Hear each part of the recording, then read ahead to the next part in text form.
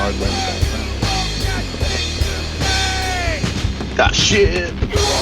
Oh, I got it mute. Where's my mute?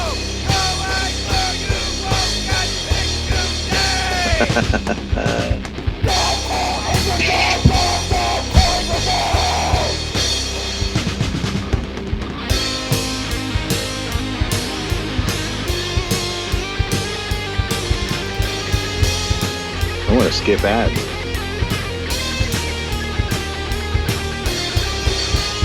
You're looking like a beatnik, man, with that hair. A what? A beatnik. Eat a dick. What's that even mean? It's like a 1960s kind of hippie. Oh. You're looking like Davy Jones, man, from the Monkees, man. Hey, the Monkees.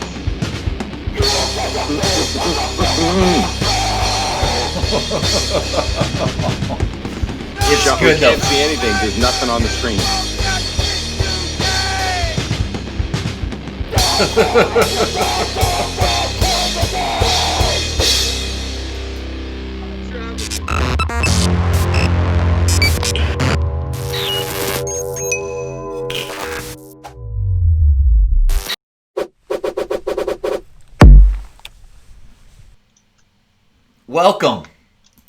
Welcome to the show, everybody. Eric! Eric? I can't see anything. You're frozen, you... Oh, my God. Are you kidding? It wouldn't be a live show if you weren't frozen right now. Unbelievable. It's crazy. I'm like absolutely frozen. Well, now there's two of you. Oh, perfect. I am so done with everything, Brohas. Brohosity. Oh, this is so weird. Oh, man. All right, do you want me to call you back? We're good. We're good. We're good? Let me shut down my Final Cut Pro here. What's up, guys? Man, we got a lot to talk about. Baller AK Hopper commented. He's back? Baller, you owe us some money. We take PayPal, Venmo, or send a check. What's up, Ray?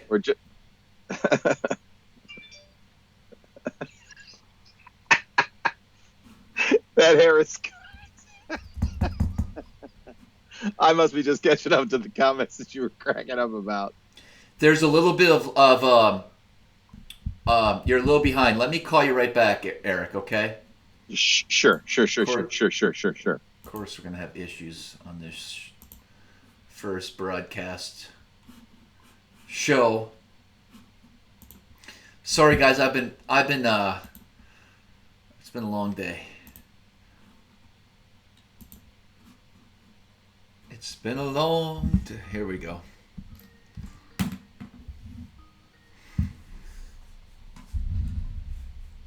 Yo! How's that? You're still behind. Hey. What can I do? It's not me. I got the old high-speed internet. I'm not sure, dude. It's kind of bothering me right now. Yeah, I can understand.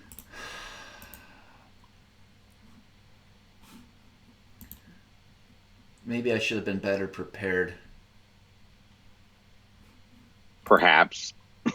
We've only had a couple months to prepare. Not really, man. I've been home for 4 days. And I shouldn't even be here right now. But I've been having some mechanical issues this summer. Yeah. So, is it live again? We good? Yeah, we're on, dude. Am I lagging? You're kind of catching up. You'll be okay. Okay, just let it marinate a little bit. It's like soaking a Senko under a dock. Just got to let it soak and marinate. Oh my gosh, there's so much to talk about, so much to go through. I haven't even really talked to you a whole lot. It's been crazy. We've been busy. How many times have we really talked in the last 3 months? Like Man, just a six handful. times? Yeah, probably a half a dozen. If that. Yep. Yeah.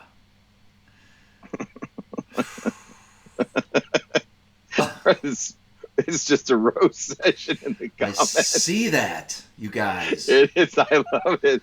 A lot of pent up commentary coming through. Oh my gosh, it's pretty good. Here's a mix between boy band and Michael Myers from Halloween. Well, listen, guys, like and share this. Whatever. Where's Sean? Is Sean on? I'm only here because of Sean. I mean, yeah, everybody, man. Juice Newton, man. Dan Glenn. I mean, I could go through it, man, but everybody's here. Warren Hey, listen, I had casual bass guy. Man, Mike Powers. Man, everybody. Everybody's back. Awesome. Thank you, guys. Katie Palm, Boat Flipping Productions. Shadow Bassin, man. After the Cayuga event, yeah. Hey. So I drew a co-angler in a tournament last Saturday, and first thing he goes is, "Man, you gotta start doing that live again because Sean's probably getting pissed off." I'm like, that's like the first thing he says to me. So I love it, man. Oh shoot. No auction tonight, but I am going to have an epic auction here in the next couple of months. All right, I don't even know where to start, so let's start somewhere. Let's start with, first of all, welcoming everybody back, apologizing for the lack of internet service where I've been hanging out in upstate New York. Eric's been bumming around too, so it's not totally my fault. Hey, did you like that post, by the way? I thought it was hysterical, man. I'm going to see if I can bring that up real quick. That was pretty good. Does that not look like you? I put it on the screen right now. That's how close to that? I thought that was you. Between you, is that the Travago guy? Or is there 3 Epic Eric twins out there? Triplets.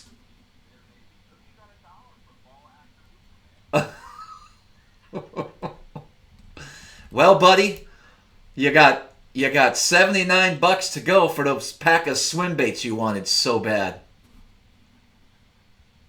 Oh my gosh. October barbecue. Jamie. What's up, Rich?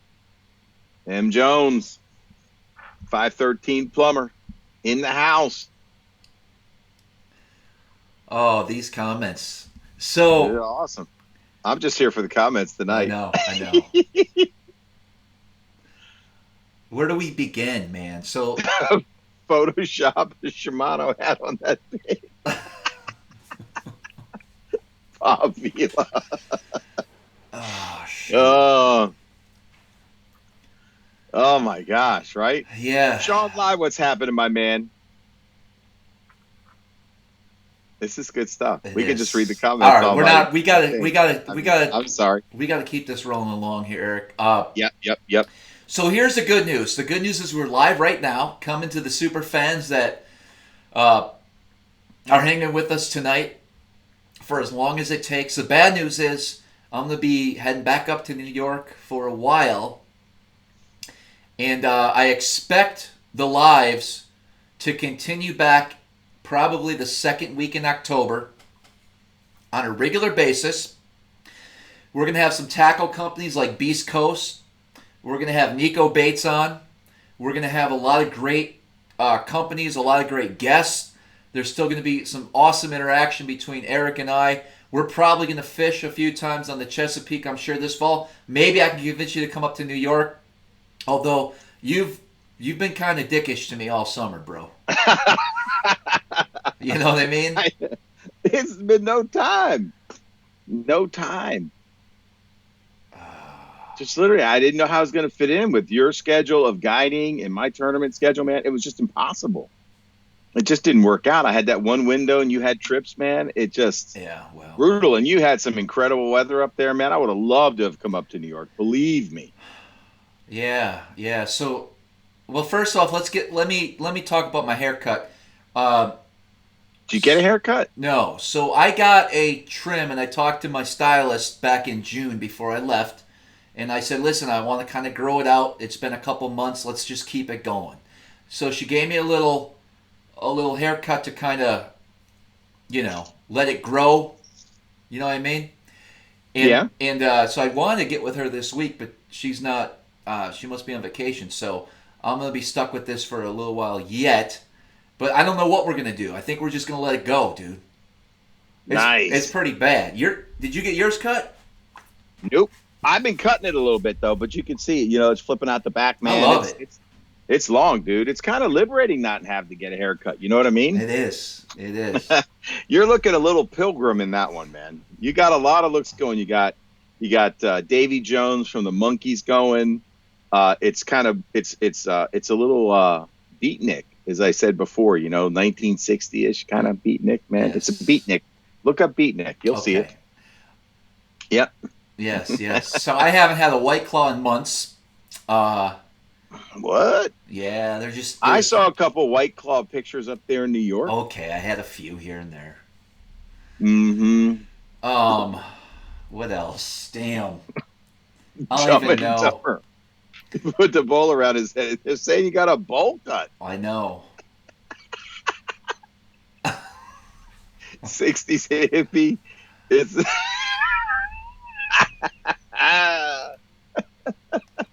I can't get off the comments. I know. Let's focus. Let's focus. Help me. I think we're starting. Rusty, man. Yeah, we are rusty. We're going to get into it, though. I'm super excited. We're going to do a frog episode because I'm on a new pilgrimage, if you will. Odd that I called you a pilgrim. Yes. Now you're on a pilgrimage. It's just. I need to find the perfect. I need to find the perfect frog, Eric. What? Need to find the perfect frog. Why? Why haven't you found it yet? I thought I have. I'm looking for the right.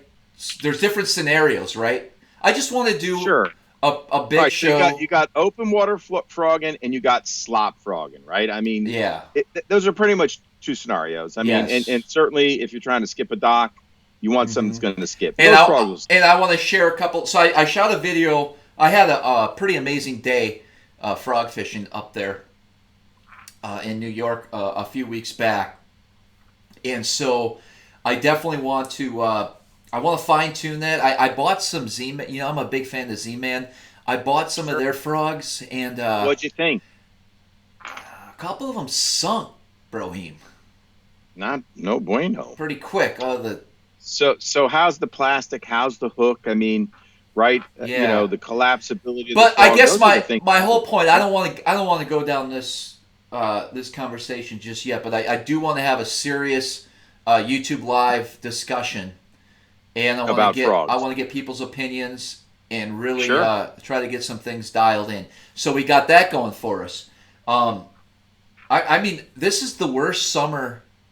This should have been the best summer of my life, and I've had issues, Brohim. A lot of issues, Besides what's going on with everything still, okay? I can't believe this is September and we're still wearing masks and shit, right? And so it's just besides all that crap, I got bit by a poisonous spider in early July. Almost lost my leg. I got stung by not just one, but 2 bees, okay, this summer. My trolling motor failed me multiple times. My lower unit went out on my boat. I've canceled over 15 guide trips this year because I couldn't take people out on the water. My St. Croix rods from March still haven't arrived at my house. I'm down 3 extremes.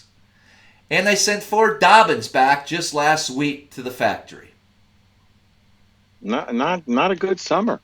No, I haven't seen you.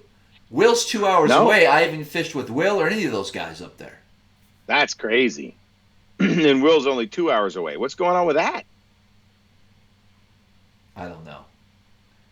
And I guess Tom came up, but none of my buddies. I got strangers from Utah that'll fly in to fish with me for $600 a day, and I can't even get Jimmy, big time Jimmy, to come up for a day or two and fish for free.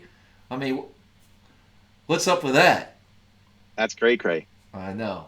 It's quite unusual. This, you're just gonna have to say 2020 was unusual. Put it behind you. Hopefully, brighter days are ahead. Yes, hopefully. You got to live in the moment, man. All that stuff is water under the bridge, man. It's now. What are you gonna do? Right? Yeah. I mean, let's talk about just the tournament. So this year, obviously, I decided not to fish any of the FLW events, which I'm fine with. Obviously, they were pretty screwed up. But the Chesapeake Bay events this year, I was good for 18 pounds in every one. It's not too shabby. 12th place. Not too shabby. So nothing on the... then I got my buddies all buying bass boats guiding up there. We're referring to Joe Raymond. I take Joe Raymond up there to the river 2 years ago, and now he's a full-time guide in a fiberglass bass boat, running all my shit. He beat you to it. I mean, there you were bestowing the virtues of upstate New York, and Joe goes, "Ting! I'm selling the house, selling the kids. I'm in, and I'm gone. I mean, literally, he's out of there. What else? I mean, Jesus, if you talked a little more nicely about PA, you might have stayed, but you were loving on New York, upstate, dude. In fact, and he took your advice. And since I've been back here a week now, my soul is just rotted out of me. What's left of it? So you have no soul, right? No, not until I get back up there, bro. You can't. You can only be in New York and be happy. Yeah.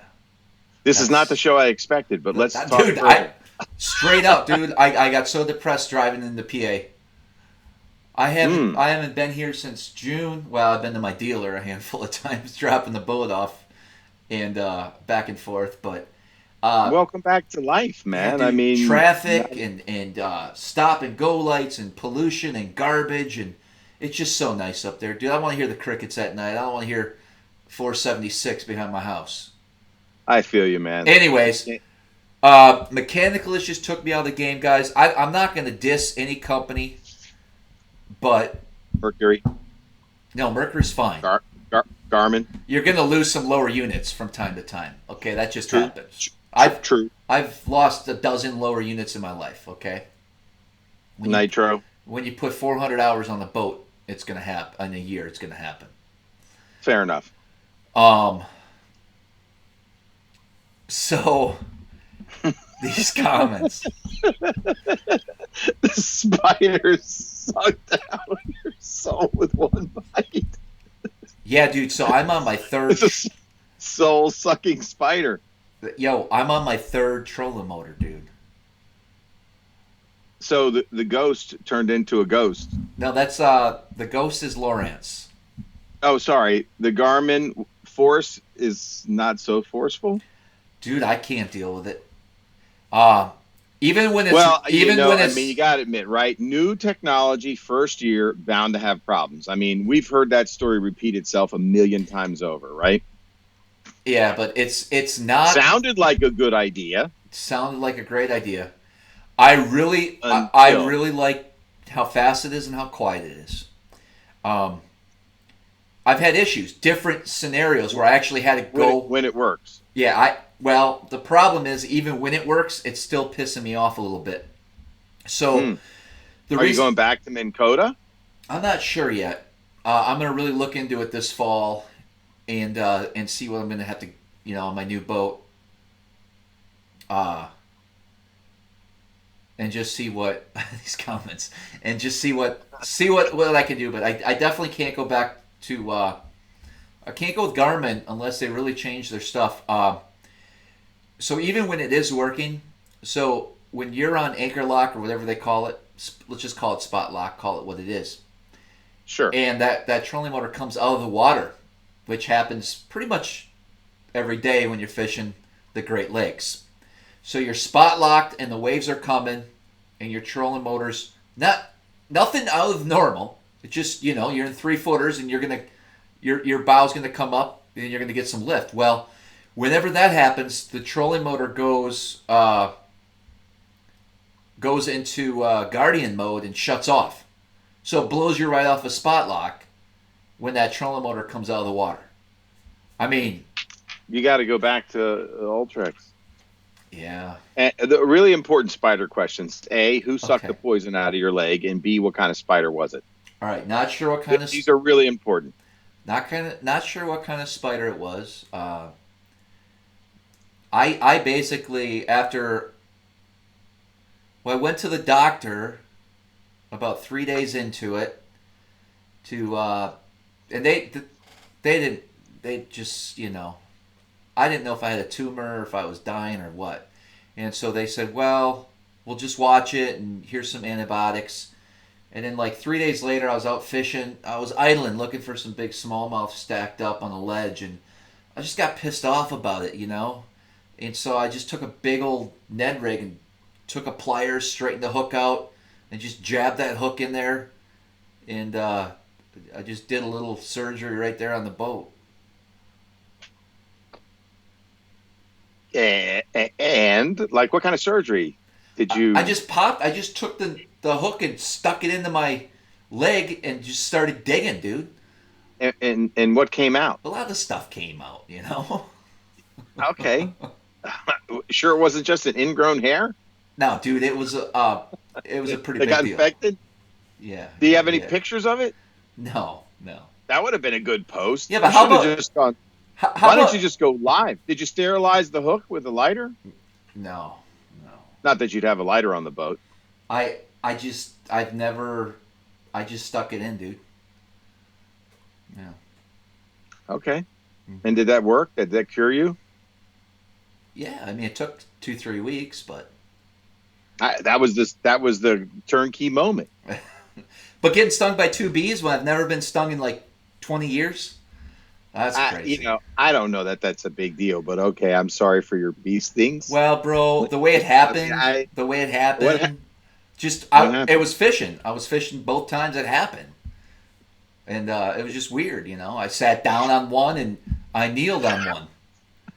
I went to go, because my freaking Z-Man frog sunk and I was pissed off.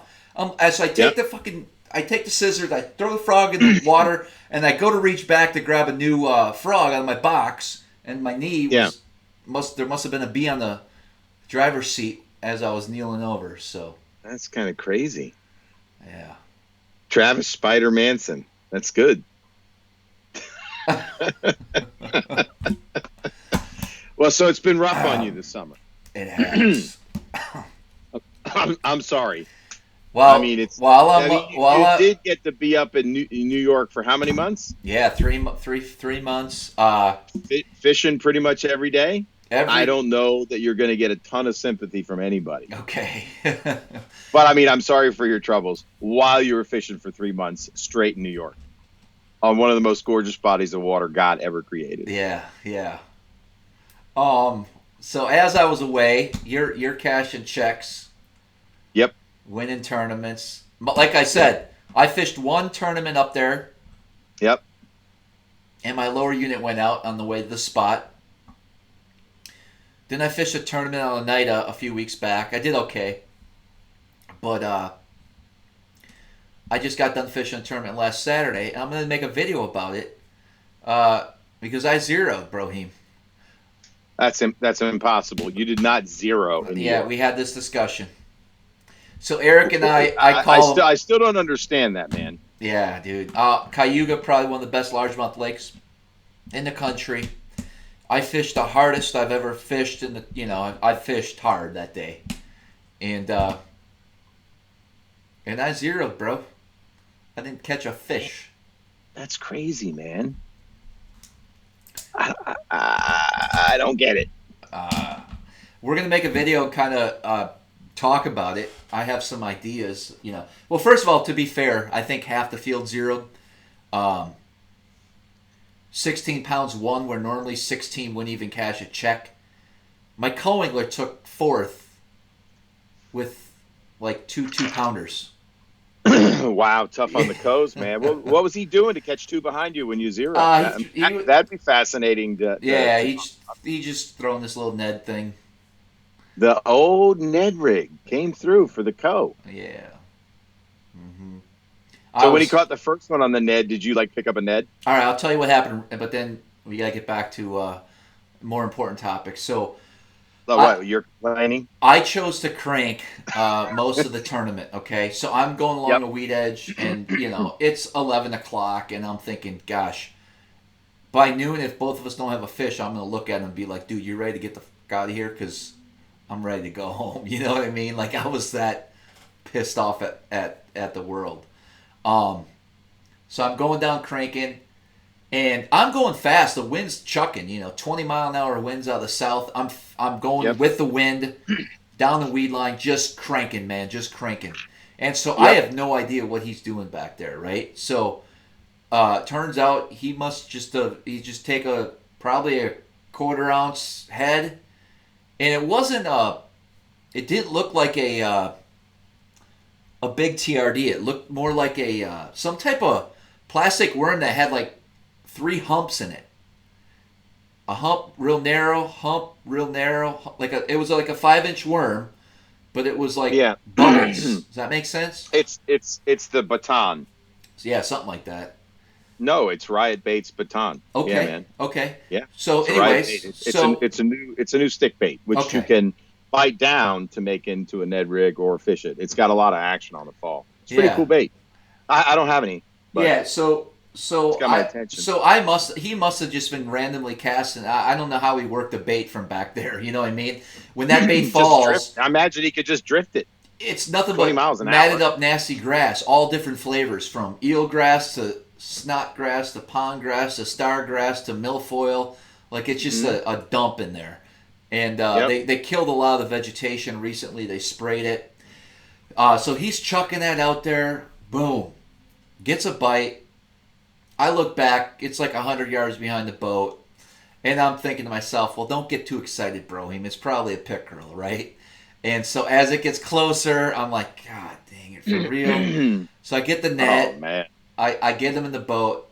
And it was just under 3 pounds, right? Yep. So, of course, I immediately turn around and start the big motor and go up about 150 yards to go through that area again, okay? Sure. Because basically the whole lake looks the same. There's not a whole lot of defined edges or anything like that. So it's a bowl. So we go back around. I continue to crank it, and he's throwing that freaking worm again, and boom! Literally 10 minutes later, 5 minutes later, another one. And I'm like, okay, all right, buddy. Now, did he Texas rig it, or did he have an open net? Open. I believe it was open. Okay, gotcha. Yeah, it might just been snapping it out of the grass, or just had a really light, you could just feel shit, dude. You could not feel shit. Yeah, you could feel somebody tightening up on your line, like tugging. So I turn around. I put my garment force in the water, and there's big waves. It's coming out of the water, shutting off on me. I got to restart it, shit like that. So I'm trying to stay positioned, and I pick up a finesse bait. I make a cast. I get boom, set the hook, broke off. What? Could have been a pickerel. Pickerel. Then about 3 minutes later, cast out. Boom! I feel a bass bite. Set the hook, nothing. So now I sit there for a good 15, 20 minutes really working the area. Yeah. And I just couldn't get another bite, neither could he. And so I just kind of moved on from there. But that's my story on Cayuga this past weekend. But I had to fish 3 events, so that qualifies me for the championship, which I'm looking forward to next week. Where is that? That's going to be up on Lake St. Lawrence River. Oh, beautiful, man. Mm-hmm. Is Ontario in play, the lake? I believe so. I would imagine. Okay. Yeah. So you can make the big run. Would you make the run, or would you fish the St. Lawrence? So, fortunately this year we haven't had a lot of real windy days. Yeah, right. It's been calm. But there has been. I shouldn't say that. Sure. I've been able to catch fish and still fish the lake. I've only fished the river, man, less than 4 or 5 guide trips this year. Wow. And is this real life? Who are these guys? We're back. Some modest baits. So I might put a little bit of time in the river. Okay. But just you know it well. Just in case it blows. But what you got there? Oh, just a little modified wake bait -1. Ah. Yeah, made a little Instagram post, so I want to show the viewers what I did. I had to show something. Can you hear it? I can. Anyway, I'm excited for you. I feel like with all the time you've had up there, man, this might be your moment to turn that frown upside down for 2020. Bring home the W. Yeah. Bring home the big check. Canada's off limits, right? So yes. You got the American side, and you spent a lot of time on it. No, right? I tell you what. So it's my goal. America. It's my goal on the Chesapeake and Lake Ontario every year. Okay, it's like the big goal every year. I want to find something like amazing. There it is, the June bug crankbait. They've been calling for it. I had to show it. All right, let's talk. So your goal is to find something amazing, like something that has not been discovered, something that is just loaded, right? Yeah. Something that's new, something that I stumbled across or whatever. And I think that should be everyone's goal, especially on a home body of water, to look for something totally new at least once a year. Because there's going to be days you don't find shit, right? You just put a lot of time in and stuff like that. I can think back the last 5 years, especially on Lake Ontario, as well as the Chesapeake, I've always stumbled upon something incredible that helps, down the road. And this year's no different. On Lake Ontario, I found some really interesting stuff that I'm excited about, but it's a gamble. Meaning, it's kind of out of the way. Yep.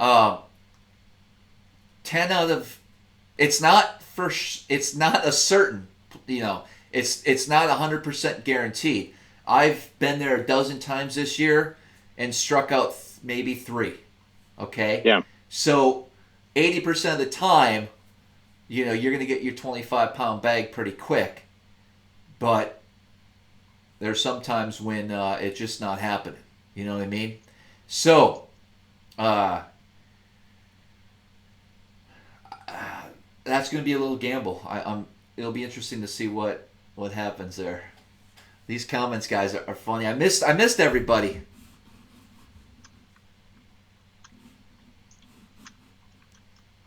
Enough about me. All right, man. So, hey, real quick, before we go on to that, Smallmouth Addiction has a question for you. He's been asking it multiple times.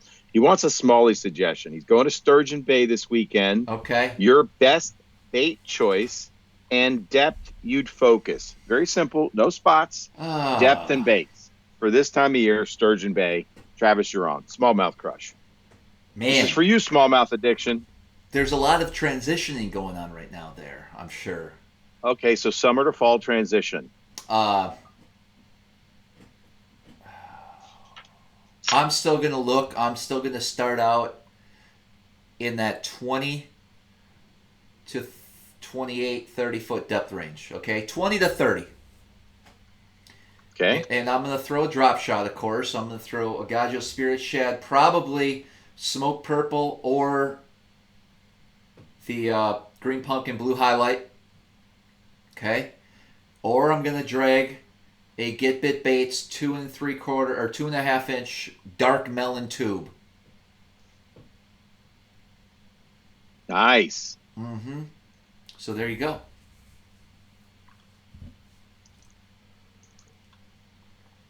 Okay, there you go. There you have it. Eric, Smallmouth addiction. So you had you've been having a pretty good year. I guess you won District 17 in the Southeast Divisionals of Bojangles and the Hardy's Open, and I don't even know what you guys do down there, bro. Like you get these little envelopes with black magic marker for $300-$400, and then next thing you know, you got a try 8630. Well, I saw one of them. But I've been seeing a lot of little envelopes with, Oh no, $250. Dude, we're up about 16 grand this year. Oh, okay. How you doing? Okay. Yeah, and if we had contingency money, it'd be like 27 at this point. Oh. Yeah, not too shabby for team tournaments, right? How you doing? What's M Jones talking about? I don't know, man. Ball Acker Hopper is now me. I don't even know, man. The guy's stealing everybody's identity. What the hell? Hey, let's talk about your tournaments. Start out from the beginning. I gotta go grab my real quick. I'll wait till you come back. Okay. I'll just interact with the fans, man. Okay. You know. Greg Hall. What? Mike Powers. The first way you get from Travis, the more I win.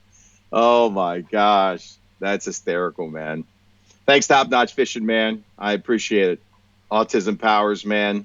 It ain't the baits, but sometimes it is. We're going to get to some of that, man. But I do want to show one of the baits that I modified because Travis asked me. So I put this on my IG page. Haven't really put it in the game yet, but this is the full size -1 from Mans. Doesn't matter if it's vintage or new, they still make it. They did not screw this one up, but I showed everybody with a drill, and what I did to make this a real hard thumping waker bait. This is now a wake bait. It will dive still too. You take a drill bit, and I'll get everybody the size and the recipe on this, but I drilled a hole right beside that front hook hanger, and then there are 2 ballast lead balls in that area. So I took those out, and then I drilled another hole right there. I kind of painted over it with Sally Hansen, and then put the 2 big balls that came out of here in the back part of it. So what that does is it makes the bait really swing wide. All the weight is in the back of this bait right now, right? And I took a plastic bead. Any plastic bead will do.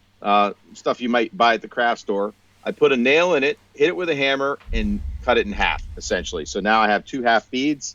I took some JB water weld, and then I forced those beads in. I had to kind of drill the hole out just a little bit larger to get the beads in. But once I had the beads in, I sanded them down to go flush, and then I took some Sally Hansen nail polish and painted over it. So basically, you've taken what is a diving bait that would normally go about a foot deep and put all the weight in the back. So this thing really wakes nicely. I mean, it's got literally a crazy hard thump. You can still kind of burn it too, but it's just a big presence. So, when that water slicks off, summertime, grass bed, higher tide, maybe you've got about 6 inches of water over top of the grass, you can wake this thing. And, it is a big presence, and it is a loud bait. And what I'm hoping for is a big bite. This might be in play in the fall as the fish start to focus more on shad. If I get those slicked off days, with maybe just a slight bit of chop, I'll be throwing a wake bait. So stay tuned. I might put this in play with Travis. So I got an EWG hook on the bottom, and then I've got a round bend on the back. I like to, as I've told you guys before, I like to mix up my hooks. If they're slashing at the bait, the round bend gets them. But if they eat the bait, this EWG is not going to let go. So I also put some slick eyes on there, man. I just glued them on with super glue. And then I coated over top of it with some Sally Hansen hard as nails clear. That's all you need, man, right there. So let's see. Listen to this bait.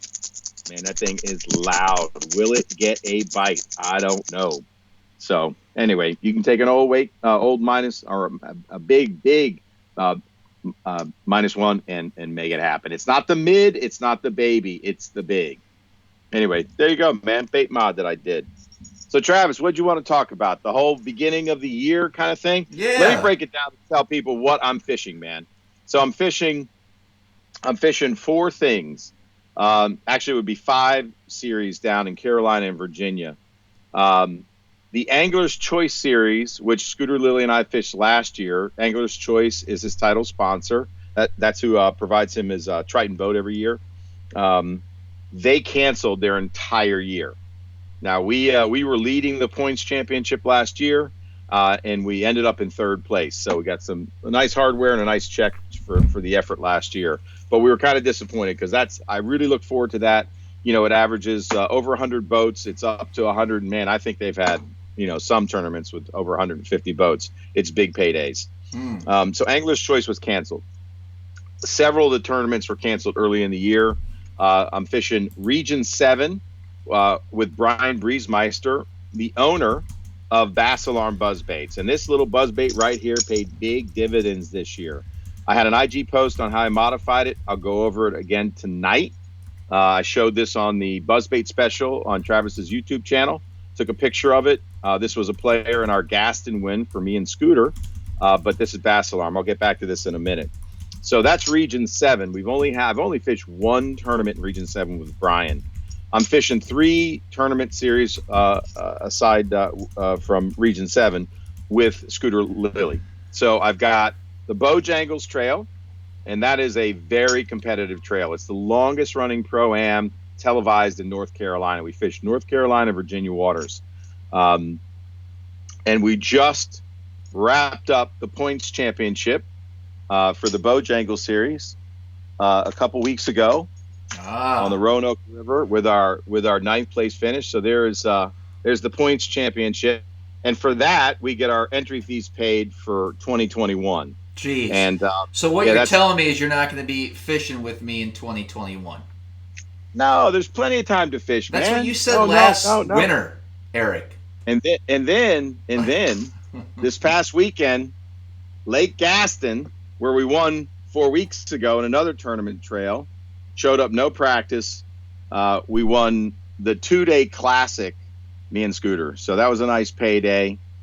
Scooter caught the big fish on day 2, which gave us an extra bonus, $630 and $8,000 for the win. So $8,630. If we had contingency money, if I owned a Triton and we were fishing out of my Triton, we would have got Triton gold money. And then all the other contingencies, Travis, you know about all those contingencies, that people will pay. Mm-hmm. Mercury money. I guess there's, motor guide money if you got motor guide, or Minn Kota money. I don't know, man. Electronic money. It would have been about another $11,000. So it could have been almost $20,000 payday. But we'll take the $8K, $8,630. So anyway, pretty stoked, man. For me, that is my biggest tournament win with a team partner. For me, it might as well have been my Bassmasters Classic, because I love team fishing. I've said this before. I wish they had a national team trail on a much bigger stage across the country. I would be down for sponsoring a team. I've said it once. I'll say it again. I'm hoping at some point one of the Bass organizations or any professional tournament organization will bring together a team tournament trail. That's my goal. I'm going to try to make that happen somehow. Maybe, I don't know. It's a dream of mine. So I'd love to take those regional things and just make them bigger. You know what I mean? So pretty stoked about that. That's a lifelong dream for me. And so that's the Bojangles series. So next up for us, we're also fishing the Collins tournament trail and the Cat tournament trail. We went to Gaston 4 weeks ago and won the Cat tournament on Lake Gaston. And man, all I got to say is Captain Scooter Lilly, he's got 30 years of experience down there. He is a guide. He guides salt and fresh. Gaston is not his home lake. I think it had been like 3 years since he'd fished there. And, we just went dirt dobbing, man. He made a call, and he made the right call. And so, two lures in play. I'll talk about my lure because I don't want to talk about the way Scooter catches them because he likes to keep things quiet. I like to talk about it. So this is a Bass Alarm. And I think what we wanted to do too, hopefully in October, once we get a schedule in place and try to take this live more serious, I think we'll get Scooter on the show. How does that sound? Oh, man, he would love to come on. I'd love to talk about, I think it'd be a great show to talk about team tournaments, how teams, can fish together. Mm-hmm. I compliment his power fishing very well because I'm a junk fisherman. I can throw finesse. I can throw power. I got some crazy baits that I bring into the game. But he focused on his game, and I focused on the buzzbait. And so what I've done, and you've seen me break this down before, Travis, I gave you a buzzbait on the Potomac that worked pretty good in practice anyway. But this paid dividends. It put some good fish in the boat. So I take the blade off. That's the first thing I do, and I make the holes bigger. Why do I do that? I want it to squeal sooner. I'll rough up the wire with a file or a pair of pliers. Doesn't matter. I just want to make the wire on top rough. It gives me more squeal. And then I add a couple beads. And why I add the beads is when that buzzbait lands, I don't want to have that blade clicking back to like start spinning. It spins immediately. It also keeps grass out of the front hole. So I like to add a few beads. You can get those beads at any fly tying shop. Go to Bass Pro Shops and get yourself some beads. I'll also crimp the rivet. Sometimes I even rust the rivet. But on this rivet, rivets naturally have like a concave face. I'll take a pair of pliers and make that concave face on that rivet. I'll make it flat, and I'll try to put grooves in it. Again, I want more surface area to touch the blade for better squeal. I clip that wire really, really short. Sometimes I'll tip it down. I don't think it matters, but I don't want a big piece of wire hanging off. I don't want it to catch debris. This is his pro model, if you're going to go get it, and it's a Gamakatsu hook. You guys can see on this head, I have worn the paint off it. Why is the paint wearing off it? Because you can bend this blade down to clack the head. So you can make it a clacker without any additional appendage on the front. So you can keep it quiet or you can make it clack. It's a versatile buzzbait and you can do it on the fly. It is a thin wire construction, and I think that's one of the things that makes this bait get bit. When it comes through the water, because it's got that thin wire, it actually kind of vibrates. It's got more than the normal buzzbait. Some buzzbaits are real thick wire. I prefer the thin. You know, it might not have the hooking power as a thicker wire, but this thing is vibrating, squealing, and clacking, obviously. Another thing I'll do, so my line does not ride up my arm or down, I'll put a little, this is a piece of that trailer hook material that comes in the bag. So I'll cut it and I'll put it there and then tie my knot. That way that my knot stays right there. This is a Z-Man Z-Craw Junior. I don't fish it with a trailer hook because it's so compact, I don't tend to miss fish, and I don't want an extra piece of metal. If I've got it there, and I know some people are going to call me crazy, I didn't miss a fish at Gaston. I did miss 2 fish on this buzzbait this weekend, but this buzzbait did put fish in the boat that called up later in the day. Let me show you one more thing about the pro model that I like. What trailer was that? A Z-Craw Junior by Zoom. And it's black on the top and blue. So, you know, if it's clearer water, I'll show the blue side. If it's darker water, I'll show the black side. So it gives you a little versatility. So it's got a screw lock keeper on the back, kind of like that TRS jig head we were throwing. Really holds it tight. You can add a drop of glue, but I feel like I don't need it.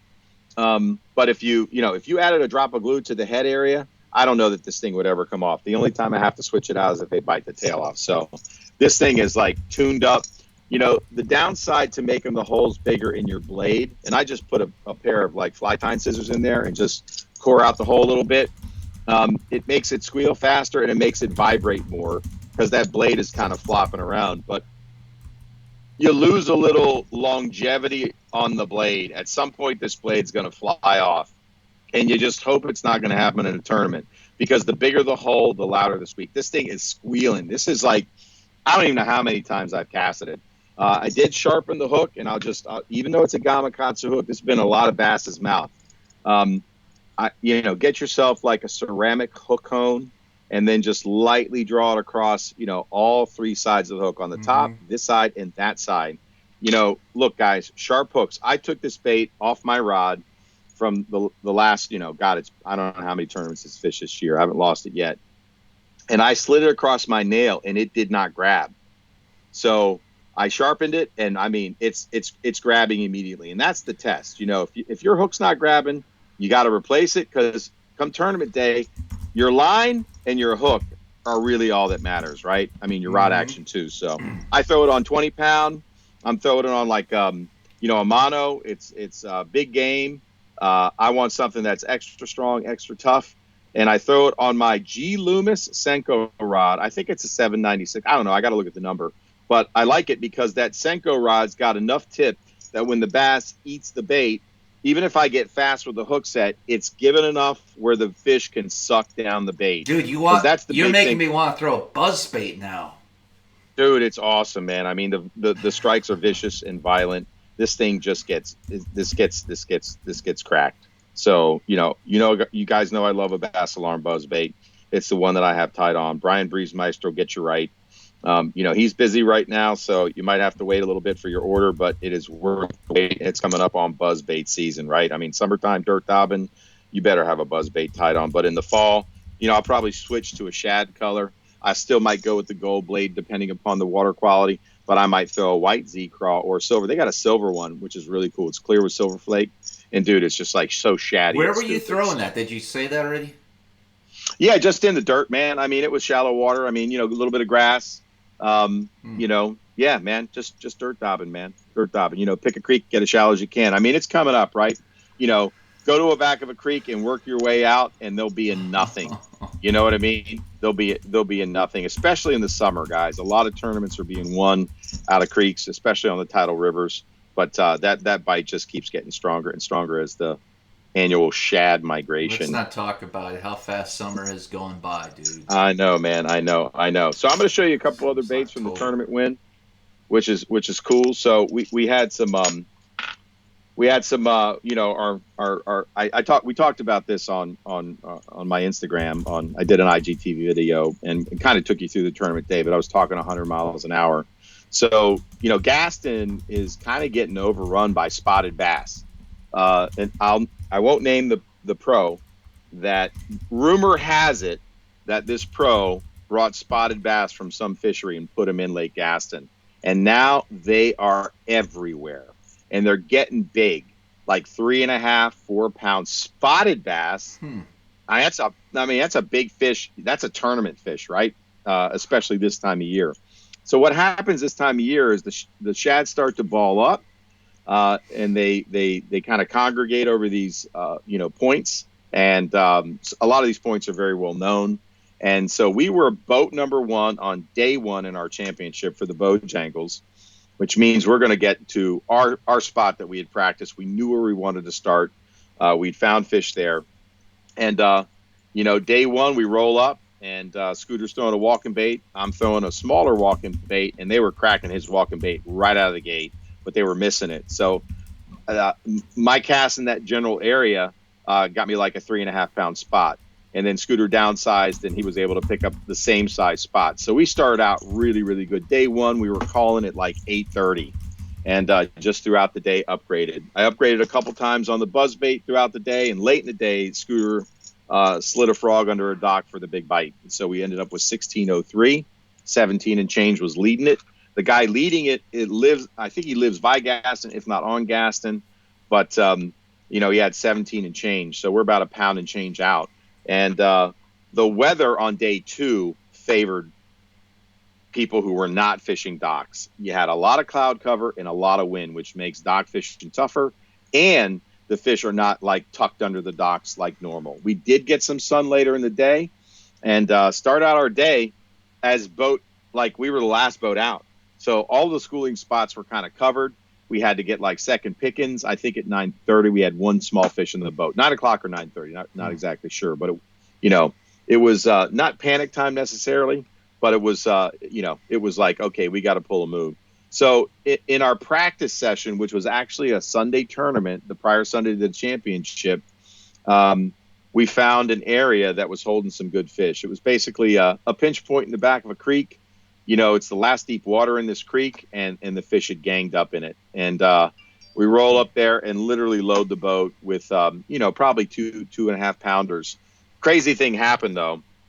I think I had caught six fish, and Scooter caught as many. And he's starting to crank, and he cranked up and hooked up and then broke his crankbait off. And like 10 minutes later, we see the fish jump with the crankbait. I didn't see the fish. He saw the fish, so I don't know how big it was. But about 5 minutes later, I hook up a shaky head fish, and I break off. And I'm like, 2 break offs. So we don't know how big either fish was. I think he saw his fish. I'm not sure if it would have called up or not. But about 10 minutes after that, he's throwing a crankbait that I gave him, and he catches my fish that has the shaky head in his mouth. How big was it? It wasn't going to help us. It was about a 2.5 pounder, so nothing to call up at that point. But What are the odds? It's just crazy, right? So we got our limit. Maybe we're sitting on like, I don't know, 12, 13 pounds. We don't feel like it's a winning bag. We head to the back of a creek. I drop shot up some fish. I drop shot up a big spot back on our schooling spot because we left the back of the creek. It helped a little bit. At this point, we're calling like 4 to 6 ounce fish, like 4 to 6 ounces to improve the bag. It's not a lot. And head to another spot. Travis, this is pretty cool, man. So we're both throwing crankbaits, and we are slamming the fish. And then the crankbait bite dies. We called a couple times. So I throw a big shaky head worm out there, essentially on a wobblehead. And so I throw a Magnum trick worm in red bug, and I throw it on a VMC pivot head, which is a rugby pivot head. And what's cool about this, it's got a long shank. And this long shank right there just really pins that worm on, so you can get a lot of bites. I caught 5 fish in a row on this thing. And this is the last worm I threw. It's like all chewed up. But so we called up, I don't know, a couple times in that spot. Again, maybe for ounces at a time. And then late in the day, with 30 minutes left, Scooter does something he hates doing on Gaston. He slid a Senko under a dock and got a 5.5 pounder. And that put us over the top, man, for the win.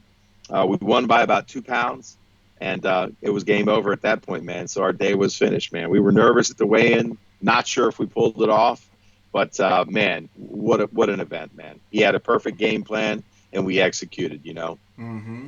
It's good stuff. So next up is a couple tournaments. We've got a tournament, if it doesn't get canceled, out of Edenton Bay. That's on the Albemarle Sound coming up this Saturday. And then we've got the Collins Marine Championship for a boat on Falls Lake. And then we're headed to the Cat Trail Championship on Carr Lake in November. So, yeah, man. So that's what's going on, man. When are you coming up north with me? When are you going to be free up north with ye? I don't know. I know. Do you got a guide schedule? Yeah. So how long are you going up? How long are you going up for this thing? So I came back Sunday. Yep. I'm heading back up tomorrow. What okay. You got? No, go ahead. Just a little secret Japanese bait. Oh. That put a big in the well first day. I have to. I took 3 days to practice. Yep. For the tournament. Okay. And then the following week, I guess I'm up there. Yeah, we could probably get back up mid-October if you can sneak away for a few days. All right, well, let's look at the calendar. Whew. Time is it? It's only 9 o'clock. I know, man. You're tired. What have you been doing? Fishing. 4 days ago. I wake up at 4 a.m., dude. Oh, you're just like. I'm set. My internal alarm clock is set. 10-4. And it has taken 3 days of organizing, literally. Yeah, I know. I'm feeling the same way, man. Yeah. The Bass Lab is a wreck, dude. Is it? It's a wreck. It's a wreck.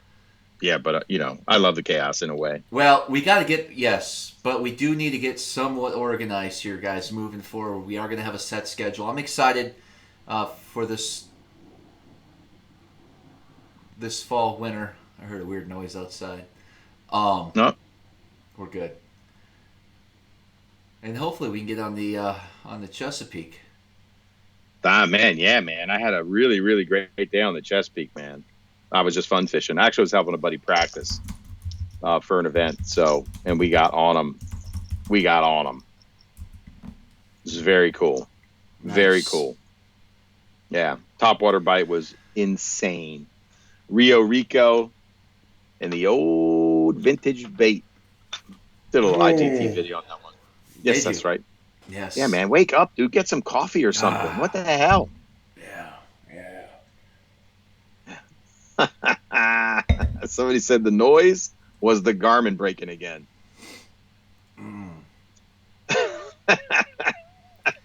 Bronzeback Billy says, Come on, guys, you're rusty. They're making me feel uncomfortable. Rusty, I was freaking rolling there, man. Travis is rusty. You did good. I did that whole thing, and he didn't even field one question from the comments. What? WTF? No, I've been writing. I've been typing my ass off here, dude. Oh, gotcha. But you didn't have any questions for me. Did anybody have a question for me? No, they all just said good job. Okay, gotcha. How's the Garmin LiveScope setup treating you? I love my setup.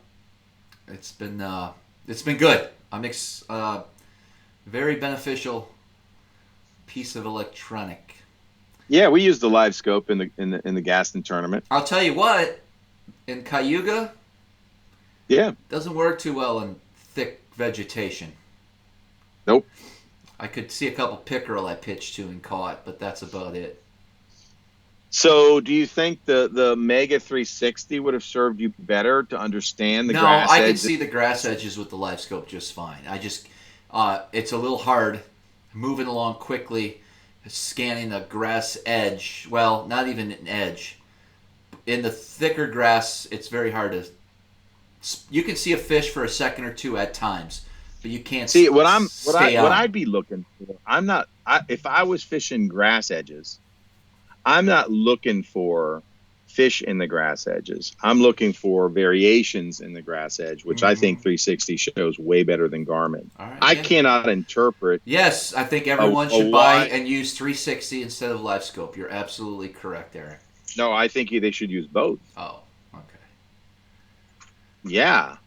Oh, I mean, no denying LiveScope. I've seen it work. I've seen it in action. I told you. We used it on Hartwell. I was dropping the fish that I could see eat the bait. Hey, Oliver has a question. He's got a college tournament on the Chesapeake this weekend. Expect a very tough bite, I would assume. This time of year, until we get some really cooler weather, those fish are still in, what's the word I'm looking for? Shitty summer, September, like mid-August, August, all of September, and most of October, you're better off just staying home, in my opinion on that. I know I hate it, dude. Well, he doesn't really have the option of staying home. Dude. You guide up there. My point is, give him something, man. Throw the dude a bone. It sucks, dude. You're really fishing for 5 or 6 bites a day. What Eric was talking about. A popping bait, pop bar, Rico. Mm-hmm. You can't go wrong with that. There's going to be a spinnerbait bite that's going to start to happen soon if it hasn't already. And then your hard cover, just grinding it out. What about frog? Frogging, but man, I don't know. Can you go out there and get 5 big bites on the frog if you threw that all day? Maybe. Probably. You'd like to think Depends on their attitude. What about a buzzbait, man? Summertime buzzbait fishing starts to turn on. Oh, that's right. You don't throw a buzzbait. But you should. I should. I'd have a buzzbait tied on faux show. I'm just glad I don't have to be there for another couple weeks until it gets What about right. a Senko? What about a Senko, Sure. man? I mean, you got to pitch a Senko, right? What about a light drop shot, man, on grass edges, dude, when they get pounded, or a finesse worm, or a Nico? Yes. I mean, dude, I don't know what to tell you, man, but I can tell you this. When it gets goofy, you could go light and score for sure. There are plenty of fish out there. No question. The flats are still strong. The bass are there. They'll be there until the grass starts to break up. The flats is loaded, whoever asked the question, but can you go out there with the legion of boats and catch them? So 2 schools of thought, right? Find the better grass. Okay, it's 6 square miles of grass. Good luck. But there's a lot of fish out there, right? Look for deeper grass edges. Look for thicker mats. How do you find thicker mats? Or how do you find the deepest mat? Here's a tip for you. If you have any practice, you need to go out there on high tide. And the visible mat on high tide is the deepest mat. And here's another thing. If you're going to punch, because that was how some of the stronger Potomac finishers did their work, they punched. 1.5 ounce weight, you got to go punch the cheese. When I say cheese, what do I mean? Go look for all the shitty trash you can find grouped up in one place. It'll collect tennis balls. It'll collect trash. I'm talking like man-made trash. That is the thickest shit. Now, not all mats are created equal. Why is a mat effective and why is punching effective? Well, a mat forms and that cheese forms over a grass bed and kills some of the grass, because what does grass need to survive? Light.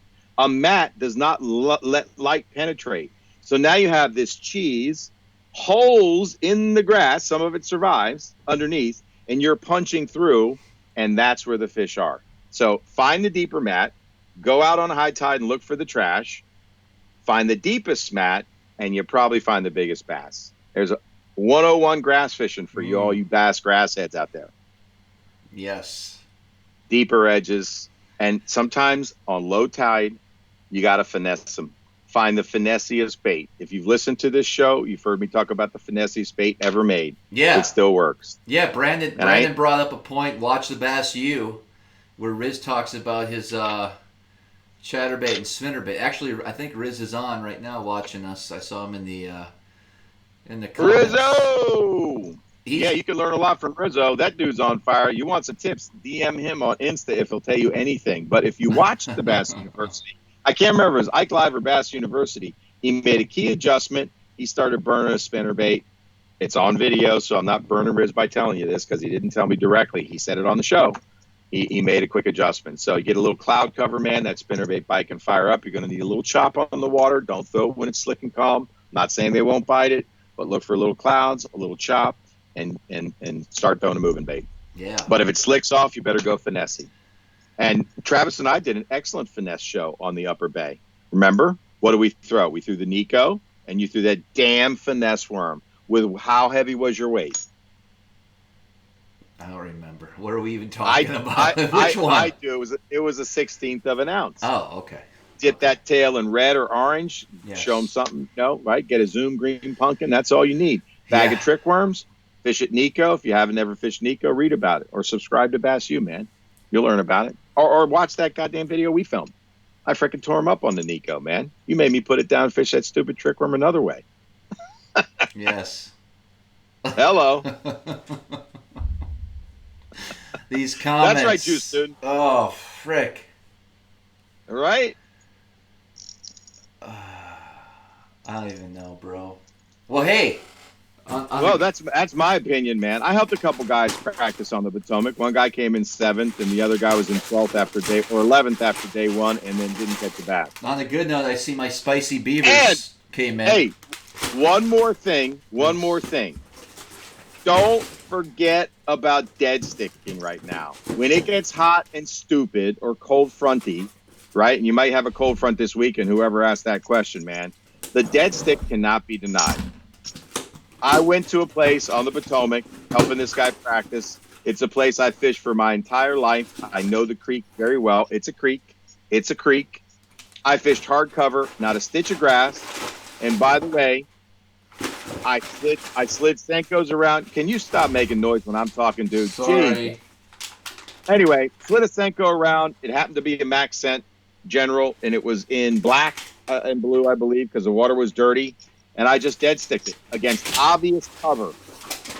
And we caught about 12 pounds quickly, and we left the creek. Probably could have come out with 14 or 15. And on the Potomac, prior to the weekend of that recent tournament, that was a great, great, great start for him. So anyway, my experiences recently. Sean says I'm out of live stream shape. I don't think I was that off tonight. Well, I don't know. When I'm talking about dead sticking a bait, you're opening a package and making a fucking racket. You're off. Fine. Yawning. You're DOA shrimp, baby. Oh, you're off. I'll say that. You're off. You're off. You're off the show, man. Wait, it's your show. It is. I know. That's right, man. That's right. Jake Harshman, yeah. Mattawoman. Wood. Yep. Don't ignore wood, especially, guys, if you're anywhere on the Upper Bay or on the Potomac right now. The fish are in the creeks, flat out fact. They're always there, right, this time of year. It's tough to fish creeks that don't have vertical cover because they can get way into it. So if you're fishing a gut with pads or grass, you're wasting your time on anything but low tide. Although there is a little trick that I employed one time to catch them at high tide. But that's for another show. Nonetheless, isolated wood when there isn't grass cover around can be money this time of year. So, finesse baits rule. Finesse zoom, finesse worm, green pumpkin, 1/16 of an ounce. I thought about taking that centipede out last Saturday. You shoulda. Man, I don't know why. It gets bit everywhere across the country. Yeah. Yep. Not on the fly. No upstate stories for 3 months of fishing. I got plenty of stories. We could start talking about Lake Ontario, the St. Lawrence River right now. That might get me fired up, Eric. You mind if I take over a little bit? No, dude. I've been waiting. Okay. No, I'm super excited. I found, like I was alluding a little earlier, I found a couple really crazy stuff out there that the fish are holding on. I found a lot of, because I was forced to fish only on the U.S. side this year, I would do guide trips, and then I would go out because I got nothing better to do, and then fish the rest of the day, and spent a lot of hours idling, and just side image, really, and found a lot of stuff, man. A lot of high spots, a lot of areas where fish will hold that I have no idea, never knew they were there. It was interesting. The Elite Series changed their... I think they were out of Messina originally. See, we haven't even talked about that. That was going on while we were missing in action, if you will.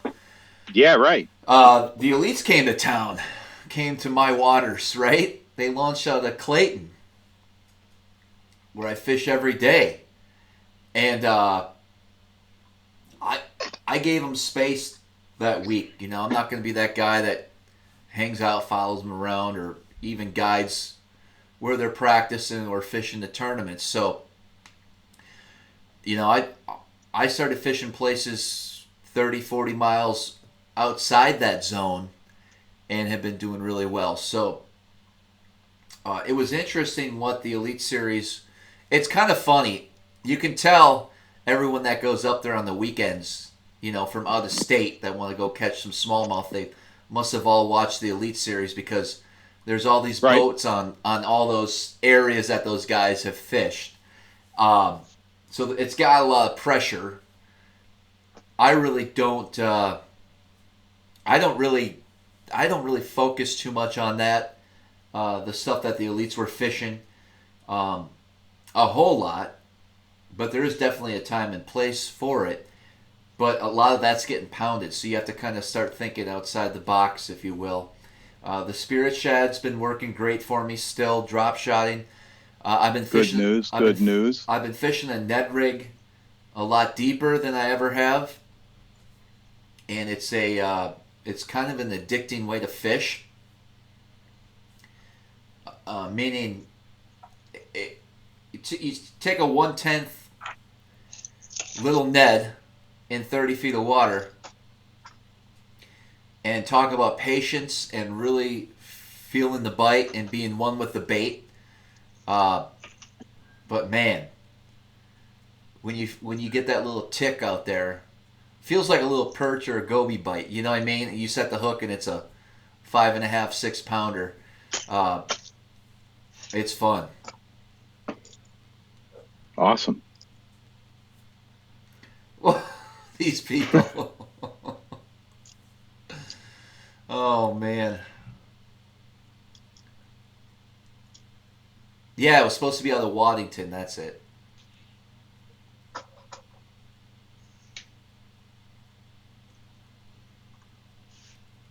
Wow. What we got, Eric? Well, I stepped away for a minute, so I wasn't watching the comments. Sorry. Oh, jeez. But I'll tell you what, every day's been... there hasn't been a lot of consistency up there. What's my favorite Dobbins rod for jerkbaits? I like that 704 or the 705. If it's a little bigger jerkbait, I'll use that 705 fiberglass. braid the fluoro really necessary? I believe so. Live in Missouri's outdoor, it is. I'm always going to have a leader on. Eric and I were talking last week when we decided to go live here. There's a couple ideas that we have moving forward. I'm not happy. I'm happy with the St. Croix Legend Extreme, but I'm not happy with the way they've been slacking on fulfilling my orders this year for warranty claims, which I understand, but come on.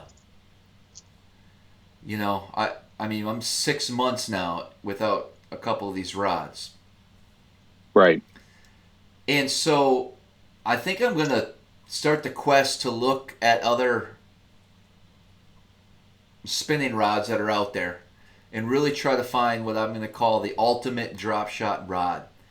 And we talked a little bit. We mentioned some things. So my plan, guys, I think over the winter is I'm going to purchase maybe 6 or 7 high-end rods. And next year it'll be my goal to find out, is there a rod that compares to the old, because now they stopped making them, St. Croix Legend Extremes. And so I think what we're going to do, you mentioned, of course, the G. Loomis. Shimano's got a couple. There's we talked about, what was the other one? Kistler. Mm-hmm. You recommend I take a look at that? Kistler's Z-Bone. So Shimano's got the new Conquest out. The Conquest, yes. Yeah, which I think you'd like more than the NRX, because the NRX has that mix of Fuji Alkanite guides and the ones that don't break, the metal. Mm-hmm. And I don't think you'd like that not sliding through. Yeah. But I think it's going to be an interesting little experiment. You know, I'm gonna gather 6 or 7 of the highest end rods out there. I'm gonna look at the reviews, look at the different dimensions of the rod as far as weight, things like that, and really figure out what's going to be. And yeah, I will get the new Legend Extreme and try that. There you go. Yeah, man. Don't ditch them. No. For sure, man. For sure. But for sure. Ideally, what I'd like, because listen, I got 4 Dobbins now sent back to the factory. I wonder if I can play. Let me play a video of my latest Dobbins rod breaking. I might have it right here for you guys. Yeah, that'd be cool. I'm hoping this is the one. If it's not, yeah, it is. Here, let me play this for you guys. No, that's not it. This isn't it. This is just... You guys might have saw this on my Instagram.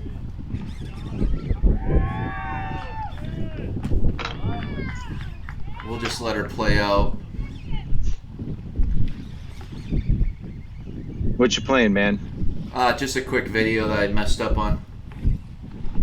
Oh. There we go. That's a good one, guys. I hit the wrong button, Eric. Sorry. No problem, man. Yeah, I saw that on Insta. I'd like to find that one. Yeah, where is it, man? Why is it so hard to find what I want to find when I want to find it? I don't know.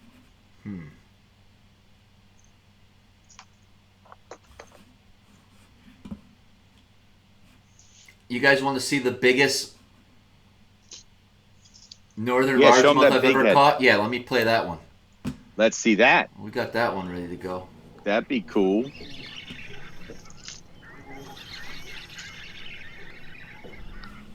Good one. This is a toad.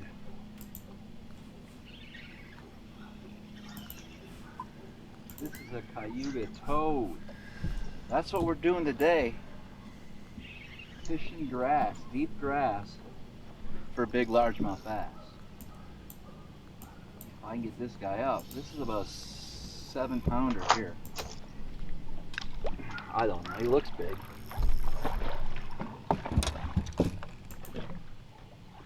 Whew. How big is that? I don't know, but we might have to put him on the scale. That's a thick one there. And there you go. I can't find that video, dude. I apologize. That's not it? No. Yeah, it doesn't look like you're fighting an 8-pounder.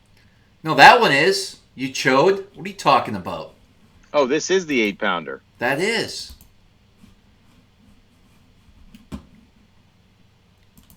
Now I can't get it back on the... Yeah. Jeez. Catch him on a 2? Hold on, man. I hit the wrong button again. Dude, I'm striking out here. What'd you catch him on?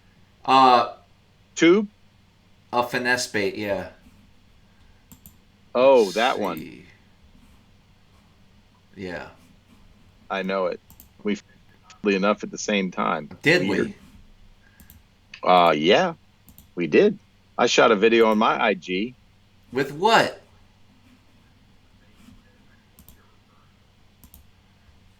It's a Z-Man product. No, then it wasn't that. Oh, okay. Oh, I know which one it was then. Okay, yeah, I know why you don't want to talk about it. Why can't we get both of us on the damn screen now? I don't know. I see us little, and then the big thing. I see you with that hair.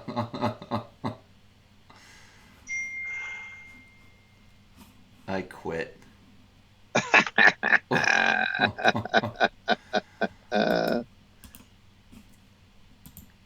Oh yeah, I gotta go get this. What happened? I got the unicorn bait. Robert Linson sent me the unicorn bait. I'll be right back. All right, you go grab the unicorn bait. All right. Hold the fort down, dude. I will.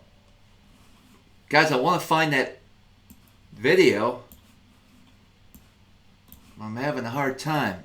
I'm having a hard time with life right now. Believe it or not, because I can't get Eric in the same scene.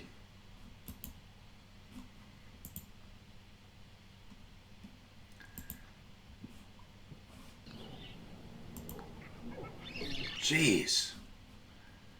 Boy, this whole show's falling apart.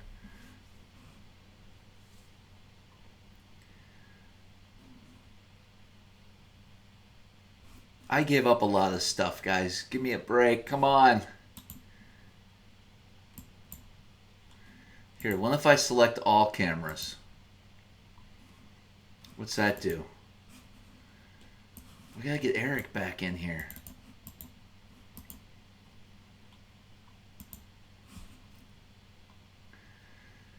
Ron, so we talked a little bit about the trolling motor issues. We can talk about it. It's given me... I'm on my 3rd Garmin this year. And it's cost me a bunch of guide trips. Too numerous to even count. And I'm pretty much done. Eric, I can't get both of us on the same screen. Why is that? Dang, I got the unicorn bait, man. I got you. You're on now. All right, I'm on. Yeah. What you got? Well, hold on. Where are we at? I'm lagging. You're good. Go ahead, man. You're on. Well, I can't see. You're on.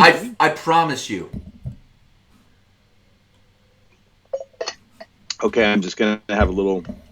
You're drinking red wine, and I'm drinking cherry water. That's all you do. That's right, man. God dang! How do I get this on there? There we go, man. I see. Whoa. Now it's just me full screen. Yes. It's weird. But I can't see myself. All right, guys. This is from Robert Linson, man. He sent this to me.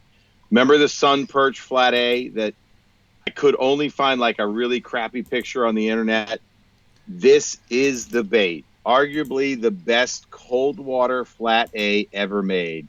Behold, the sun perch, the unicorn of flat A's. I don't care what you say. This is the one. This is the one. If it's cold out and you are throwing this on riprap and maybe stained water, man, none better. the unicorn. That is the OG sun perch. Robert, you are the man. Thank you. Somebody just sent you that? Yeah. Wow. Check that out, dude. Isn't that crazy? That is. So if anybody can find these, man, buy them all. And then auction them off. Mm-hmm. Look at that beauty, man. I mean, it's got a little bit of pink right there, a little bit of peach, chartreuse, the green. It's like it's a sun perch. That's it. That's the one. There the unicorn. Finally, I found the right button. Hello. We're back. Right? Well, hey, we're a little rusty. Not too bad for the first night back. You're a little rusty. You're a little rusty. I'm not rusty. Don't say we're a little. Hey, let's talk about some let's talk about some local news here. Local news. Well, Riz won on Chesapeake a while back, a BFL 2-dayer. And huge. Duarte's been crushing it every tournament he fishes. On the Potomac, almost won the boat. How about that, man? Who else? Tom Nee finally sold his boat. He won at the Ike Foundation. Really? He did. He got rid of the Purple Beast. What else? I guess that's it. I've had a hard time keeping track with everybody. I was happy. Tom came up to Lake Ontario. We had 2 really fun days of fishing. What have you been doing up there, man? Aside from guiding and fishing. That's it, dude. Did you make some videos? What happened to you? Oh, shit, yeah. So... How many videos did you make, dude? Come to find out... Every day. Come to find out, when you guide... What were you doing, dude? When you guide every day, it's very hard to make new videos and content. Why can't you just make like a 5 to 7 minute video about this is what we did, this is how we caught them? Maybe. I have a couple videos in the lineup. I actually fished an online tournament that I'm going to be making a video about recently. Did I even tell you that? How'd you do? No, I didn't hear. Dude. Because of lack of tournaments. So I was on Instagram one night.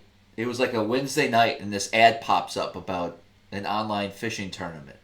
And I'm like, all right, I'll look at it, right? So I click on it, I read the comments and stuff.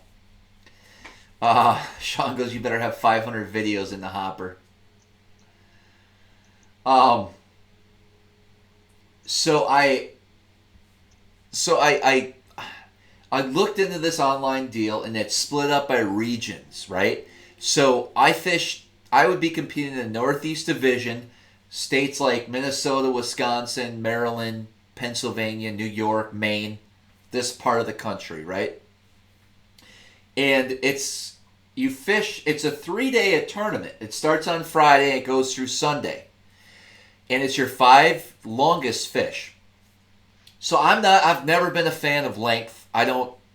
When someone tells me they caught a 19-inch smallmouth, that means shit to me, and it pisses me off, actually, okay? I know the kayakers have to do that, and it just doesn't make, a 19-inch smallmouth could be 3.5 pounds, or it could be 6 pounds. For real, it could be. Would you agree with that? Yeah, sure. They're skinny 19 inches, and they're fat 17 inches, yeah. Sure.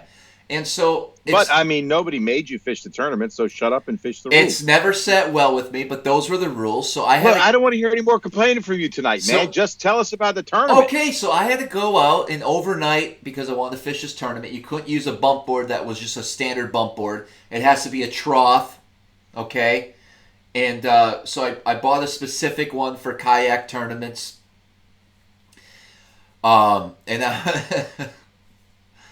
These comments...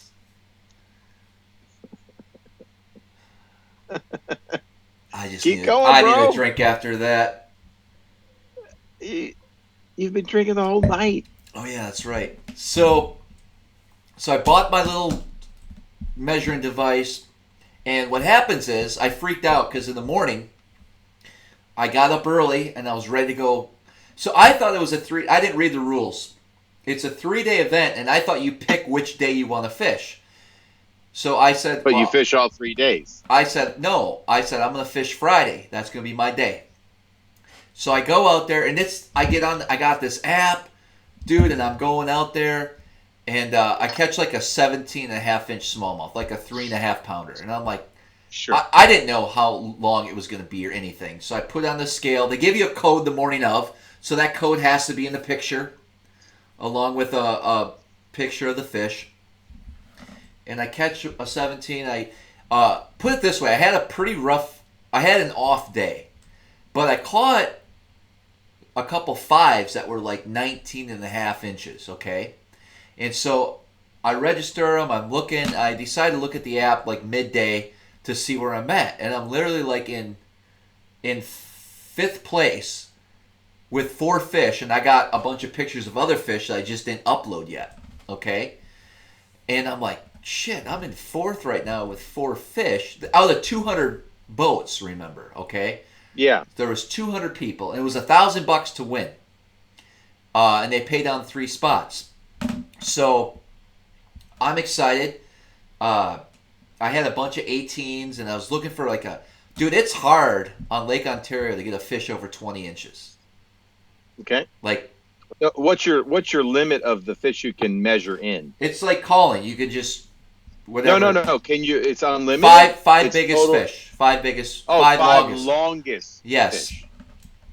So at the end of the day, I'm sitting in 3rd place, and I'm happy. Okay, I'm like, it was a fun day. It was kind of a cool experience. I fished hard, dude. I was ready to win, right?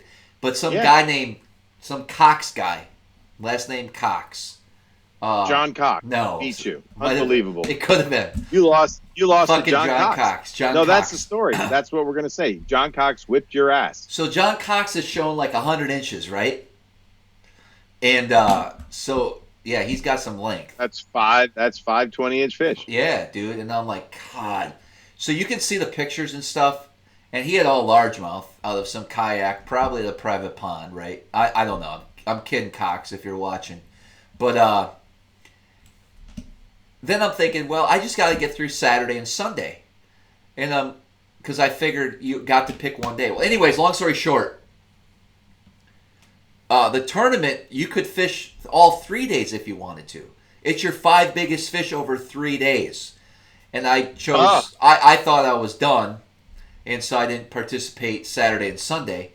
But, Cox kept running up the length there.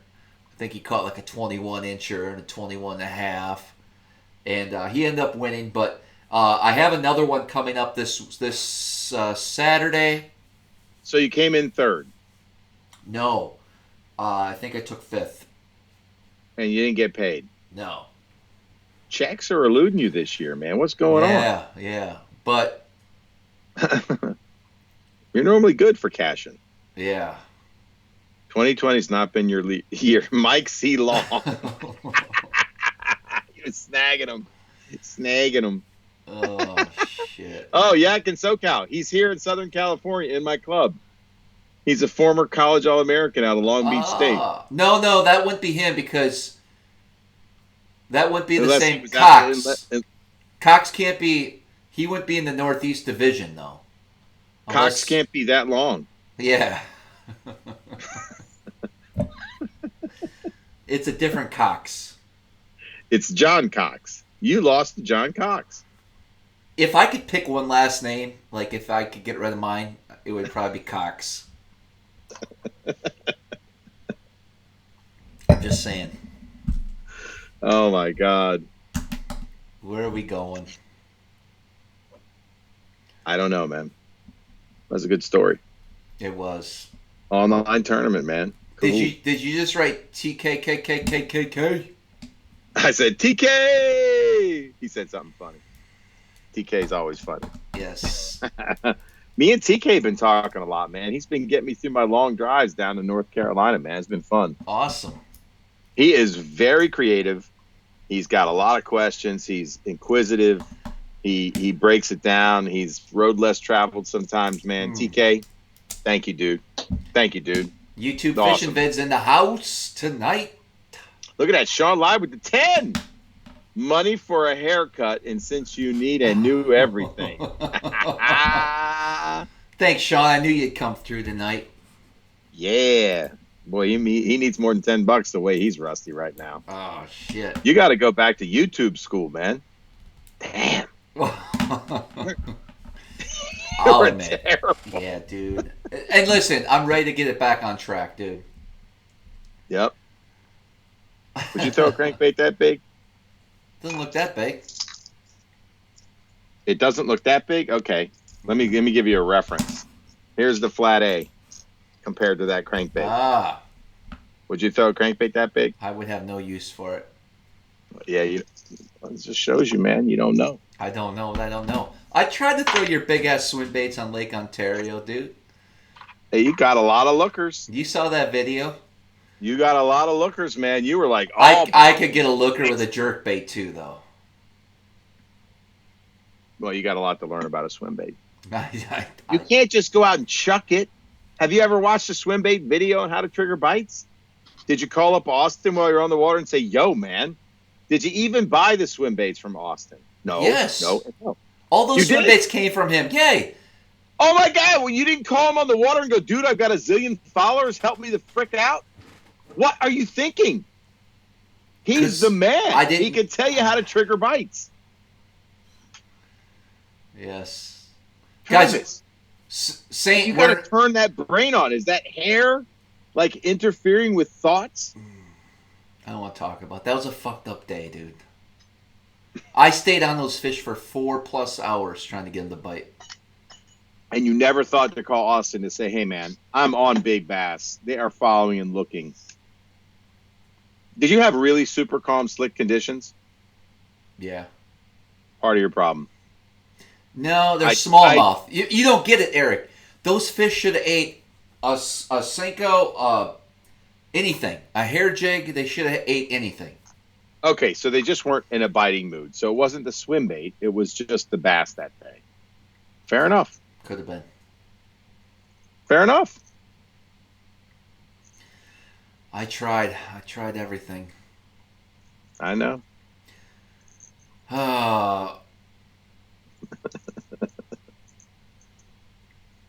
Oh, I did see a UFO up there again this year, by the way. Did you really? Back in July. I was actually with some clients, and they saw it as well, so I'm not the only one.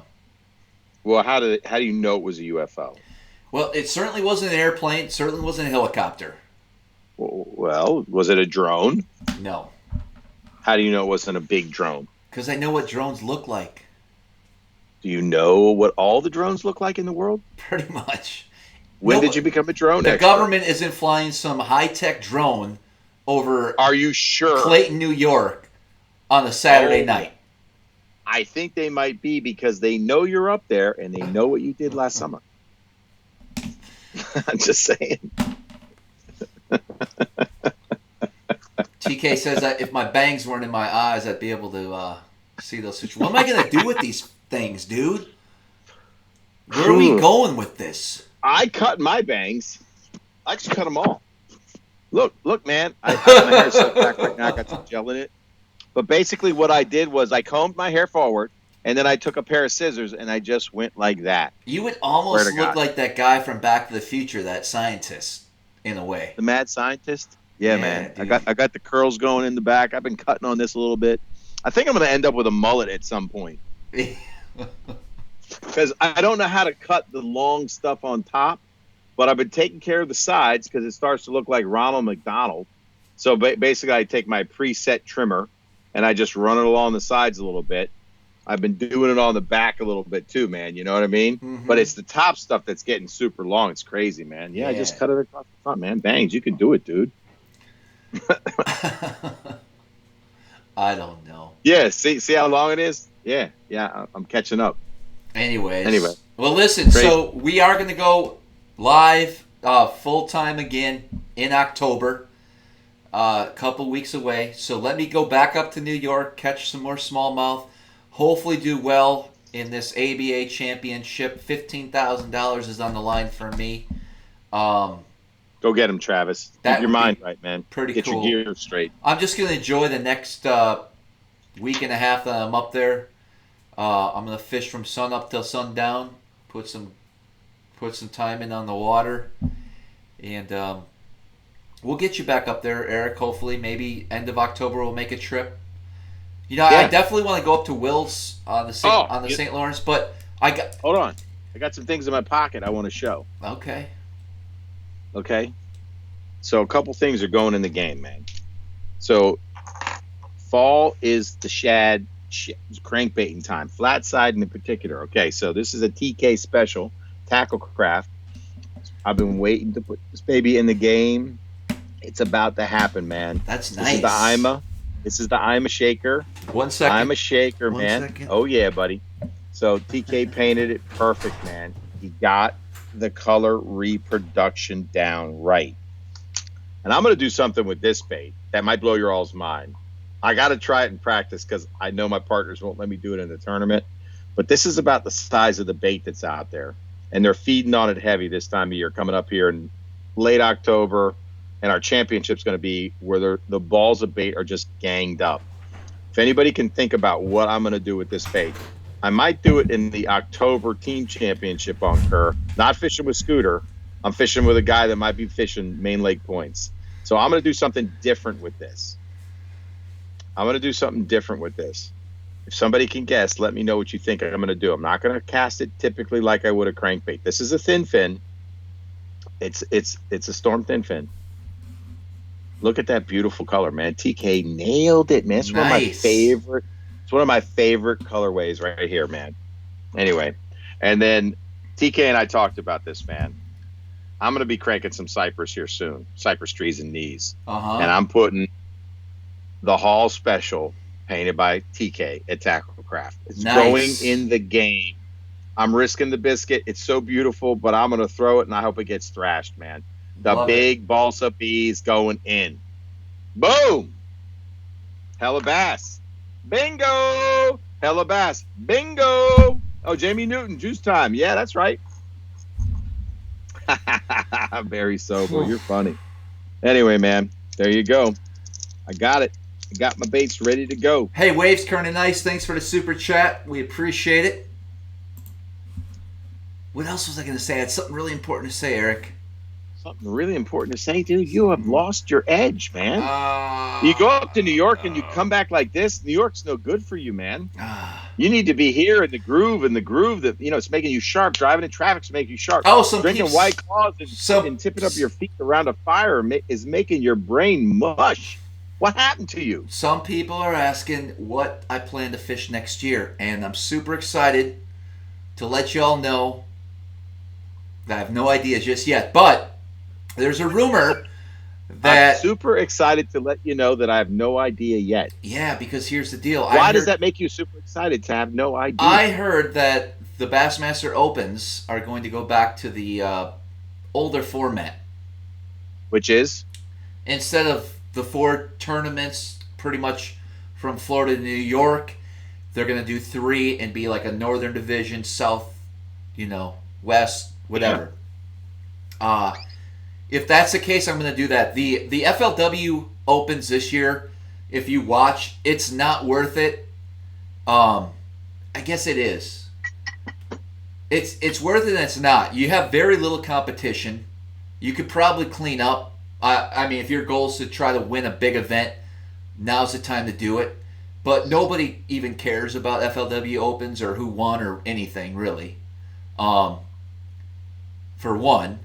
And number 2, if you take, I think I saw like 8th place was like your money back. You know what I mean? For your $1,800 entry fee or whatever it is. So I don't know what direction. I think if the Opens, that the Bassmaster Opens do the 3 tournament format, and it truly is a northern fishery, I would be really interested in jumping into that.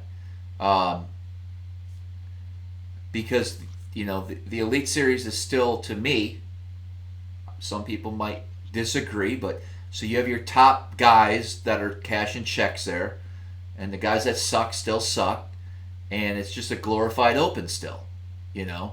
I I think the place to be is the Bassmaster Opens right now or the Elite Series to make some money. I think they got a good thing going. It's only going to grow, and a lot of these MLFers are probably going to try to get back into the elites moving forward. Does that make sense? It does. But I haven't been following any of it, dude. I wouldn't know who won what, you know.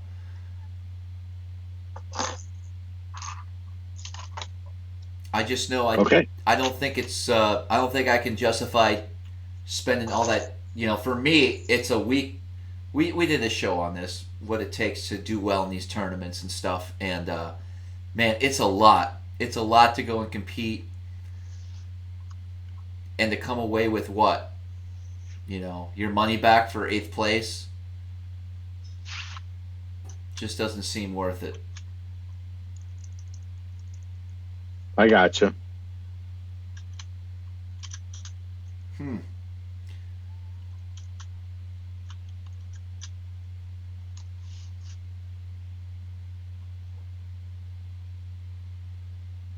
NPFL. I'm just reading the comments. Yeah, what about the NPFL, man? What do you think of that? I think it's too soon, you know? Yeah. If they can get a full field. We'll see. Time will tell. I'm a little upset. Right? I wish I would have been chosen to be maybe a commentator for that. Why don't you think you were? I probably didn't ask. I mean, can you hold a candle to Fat Cat Newton? Well, I think we'd make a good team. Well, here's why they didn't ask you. Because you have a disdain for watching pro bass fishing. No, because I probably am. You are automatically out. If I were running a professional fishing league and watched any of your videos and you say, you know what? I don't follow pro bass fishing. I don't even know who won. You don't qualify to be a commentator on any level. You'd be the last pick. I mean, I'm just being straight with you. Why would I pick you? I don't know. You don't fucking follow the sport. So what value do you bring? I used to be a hardcore follower. I used to be a hardcore follower. You used to be, but you're not anymore. You don't like it. So why would they pick you? They won't. You just want to fish tournaments that are right for you. I get it. You're a tournament angler. Hopefully, but you don't have the resume to be a commentator because you got a YouTube channel. Forget it, dude. You're out. Dude, I could talk. Sorry. You know what? It would be more raw and straight. You know what I mean? I don't think they're picking you, man. I'm sorry. They're not. You're like last on the list, man. Listen, head-to-head fishing. That's something I might have a better shot. Head-to-head fishing. I mean, there you go. You're tight with those guys. You know the real shot folks, man, right? Mm-hmm. I might have to start. Hopefully they expand their trail. Yeah, man. Tell them to do a freaking team one on a national level. Let's roll. Dave goes, all right, guys, check it out. This event's pretty gay and no one really cares. Hey, guys, so today, I don't know what I would say. Give me a scenario, man. I'll play it out. I'll be a commentator. Oh, you're going to have a chance to do it, right? So today we're on the Chesapeake Bay. We got this guy over here in this wrap boat fishing his Z-Man product. There it is. Yep. See, they if they hear your disdain for products, endorsements, patch pirates. This guy here says his Garmin trolling motor goes through grass like crazy, but I can't even use it out in Lake Ontario for more than, you know. You're out. Yeah, you're out. You could do a spoof channel and do watch parties and just tear up the industry, but you might lose all your sponsors. But your channel might grow big. You know, do a watch party, but shred everybody in the industry. Yeah. Just wreck it. Yeah. Sean, you'd be hated. Sean asked about the Real Shot discount code. We don't have the discount code. If you purchase from the Real Shot at this link right here, which I'm gonna copy and paste, it just gives a little kickback to the SmallmouthCrush channel and helps support it. That's all. Oh, this is funny.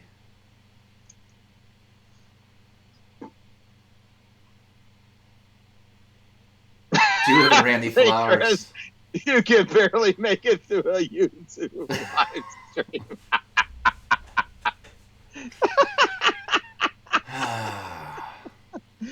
Yeah, I hope they don't watch this episode where they're making, like, if the selection committee said, "Oh, like Travis Manson threw his hat in the ring. Let's watch this last live stream." Oh, this is bad. Yeah, this guy ain't gonna work. He's got to go.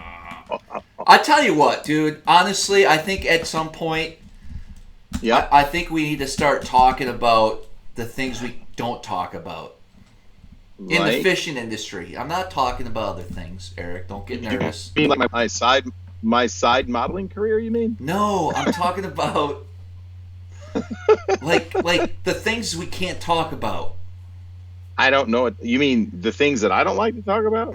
No, just what's going on, man. Like these people that are fishing. Listen. What? Go ahead. Just my opinions on what's up in the sport. Oh yeah, man, I'm down. What do you got? I don't know. I can't even talk about it. What the heck, man? You just said you wanted to talk about it. Now you don't want to talk about it. I know. That's what I'm saying. So you got to decide, right? I got nothing to lose because A, I really don't have any sponsors, right? Right. You know what I mean? I got Bass Alarm. He hooks me up. I don't have nothing to lose here, Eric. In fact... Well, don't you? Not really. You kind of do, right? I don't even know. That's classic. Who did that, man? That's awesome.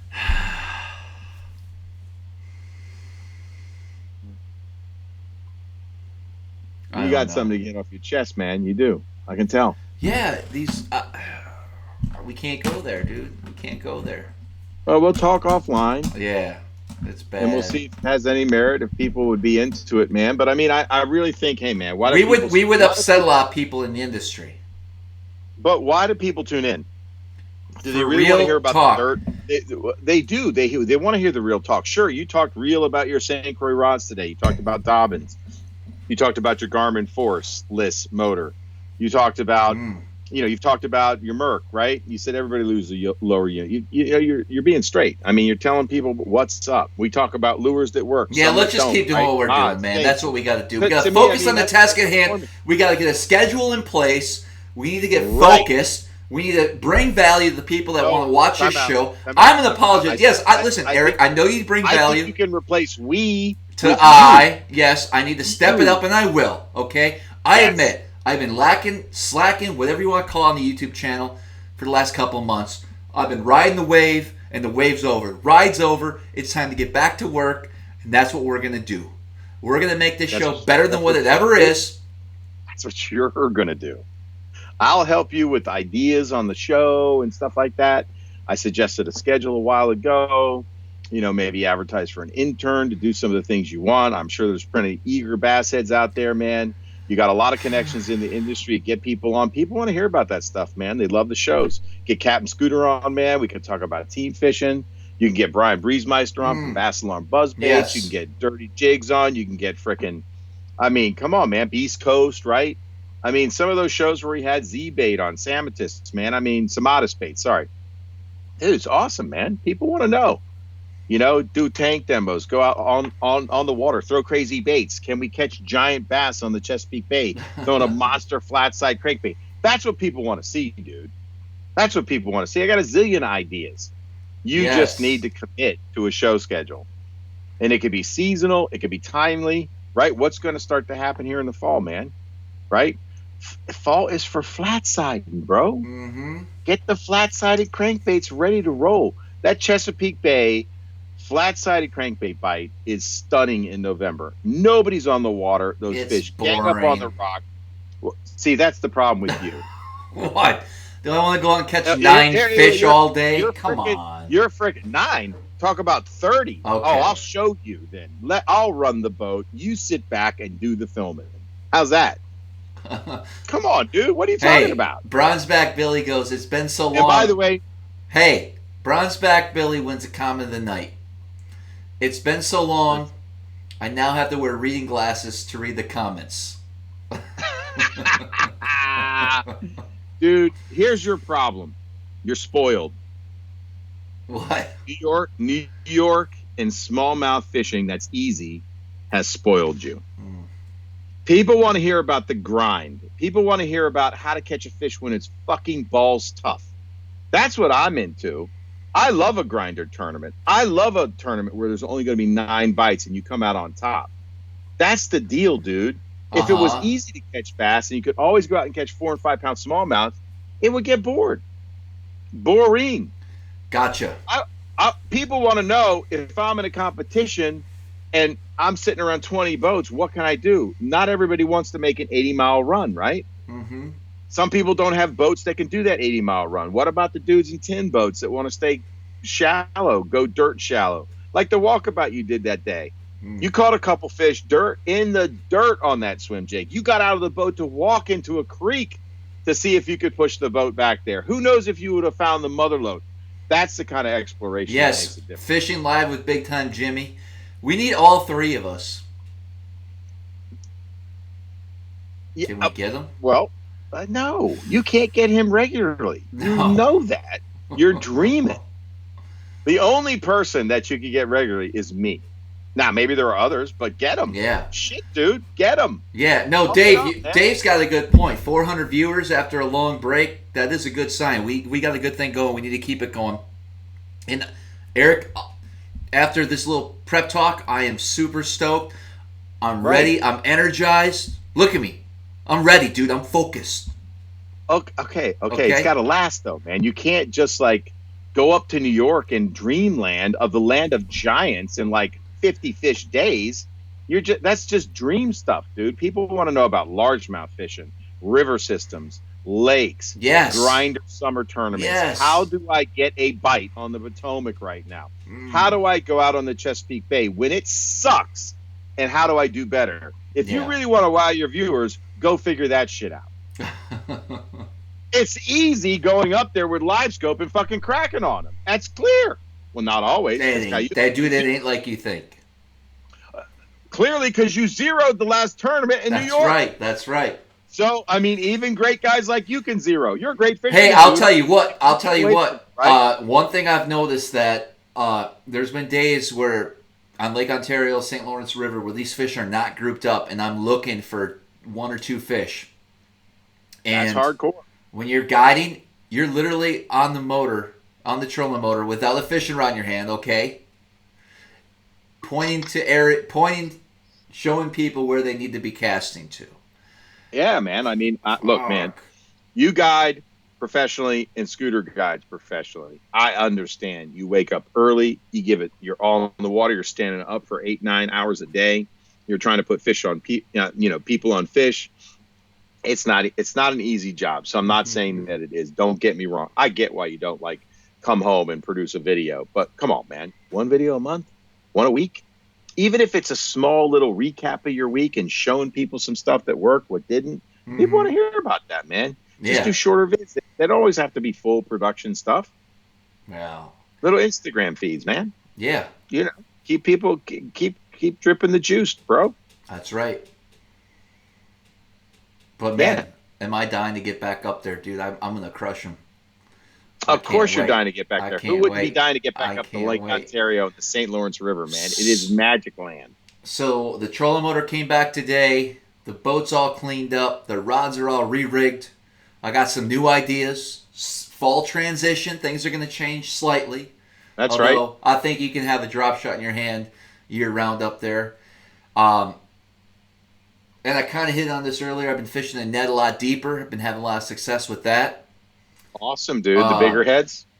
No, dude. I've been keeping it 1/10, dude.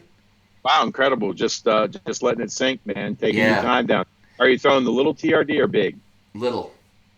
Okay, cool. Here's any particular color? Yoga pants? Yeah, yoga. Hey, real quick, I got a question for you. Somebody asked this question. It's a really important one. So are you using the perspective mode? No. Okay, so why? So here's the question. Here's what I want you to think about. Why didn't you use perspective mode when you were fishing that grass line? Look, I've looked at that unit. Okay, grass. It's no bueno. Yeah, the forward will show me the grass edge. Fine. So why weren't you fishing with the forward perspective mode? No, I'm sorry. The mounts are different. Isn't that true? Yeah, I have all the mounts. The perspective mode works better in 10 feet or less. Okay. What about forward? Forward is what I have my live scope set on down and forward. Okay. Full time. One unit's down, one unit's forward. So you're saying in perspective mode, you couldn't see an edge at 15 foot.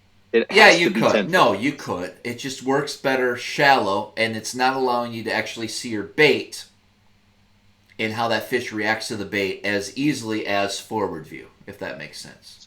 So basically, live scope has ruined you. I wouldn't say it ruined me. It makes it exciting to actually go out and fish. Like without live scope now, I would.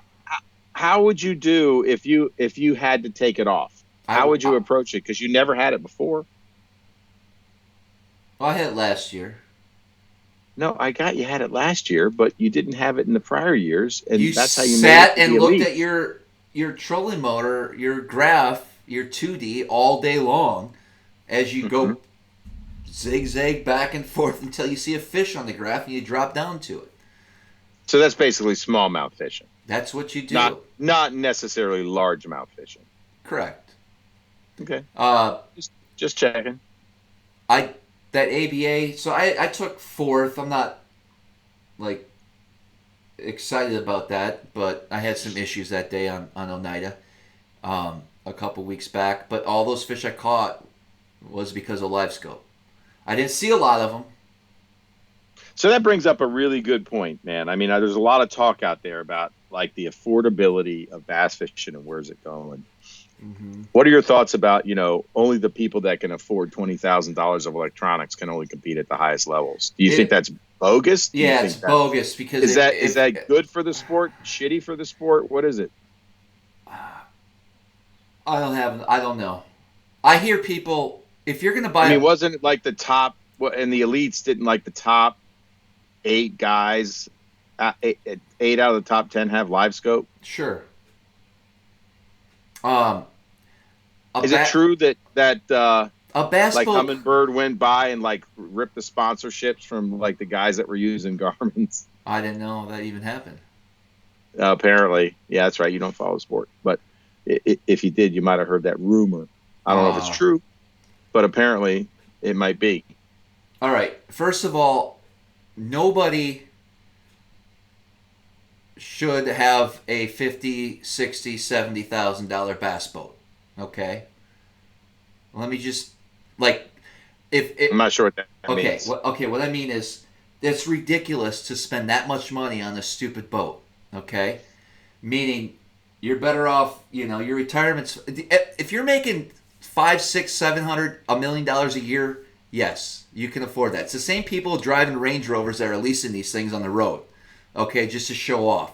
My point is, nobody should be buying $60,000, $70,000 bass boat. That's not the best investment for your future, for retirement, for savings. But if that's not the route you want to go, I mean, anyone, if you got a job, anyone can buy a $70,000 bass boat. You can get a monthly payment for $400, and you can afford that. And now you got a brand new boat.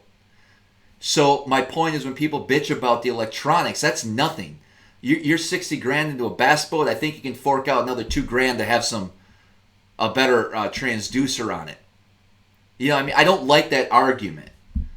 You know what I mean? First of all, none of us, including me, should be spending $70,000 on a bass boat. That's retarded. Okay? Come retirement time, you're going to wish you put that money away. True or false, Eric? Your investment Well, that's guy. true, but I mean, okay, so show's over then. Guys, show season is canceled. Sell your bass boats. I'm just saying, dude. We're done. It's like these guys in these GMC Denali diesel fucking $80,000 trucks to go tow your boat to an ABA. You know what I mean? Come on. But look, man. It is what it is. I just wanted to get your perspective on like $20,000 of electronics. Where's it going? What's next? What's the next advancement? Maybe I went way off track there. I'm sorry. Can people keep up with the craziness? But it brings up a good point. Like, okay, so John Cox, the guy that beat you in the online tournament, yeah. The Tin Man, he's fishing out of a tin boat. He's not driving 70, right? What does his boat go, like 55? Sure. He's dirt dobbing all day long and competing. Mm-hmm. I don't think he's using Garmin, but maybe he did have Garmin up on the St. Lawrence. No, I don't think he did. He basically fished the bank. Did you see that? Yeah. Yeah, I heard. Interesting. Yeah, BOGO's couple $100 a month for life, and you could have anything. That's pretty much it. Again, I'm going back to this. Literally, you can get a $70,000. You can have a brand new Ranger for $400 a month, dude. Okay, anyone can afford $400 a month, pretty much. Why not just buy a used one for a whole lot cheaper? Somebody made that comment. I'm like, yeah, I'm down with that. Yeah, dude. I've had after I wouldn't buy a used. I would want everything set up, and you never know what that person's put that boat through. Sean's got a good point. Electronics only show you where the fish are. You still gotta give them the bite, and that's totally correct. I like to go out to catch fish, not to fish. And I think you're referring to. I think that Randy. I don't know what his last name is. He's come on the scene. I think he's been around for a while. But he had a video about electronics, right? That got pretty popular. A viral video. Have you seen that? No. Okay, you should try to look at it. And I don't know if anyone's watching seen that as well. But he did a whole thing about it, how he thought it was unfair and stuff like that. I don't know. I like being able to know I'm around fish, and I'll tell you what. Even with the best electronics, there's days where I cannot get around the fish. Like that thing doesn't. It's Randy Blockett. Yeah. That's yeah. Yep. That thing doesn't. He was the one talking about it. That doesn't lie. Like, if you're not around fish, you're not around fish. And it's crazy that you can fish all day out in Lake Ontario and not see see very few fish on your graph, meaning you're not around them.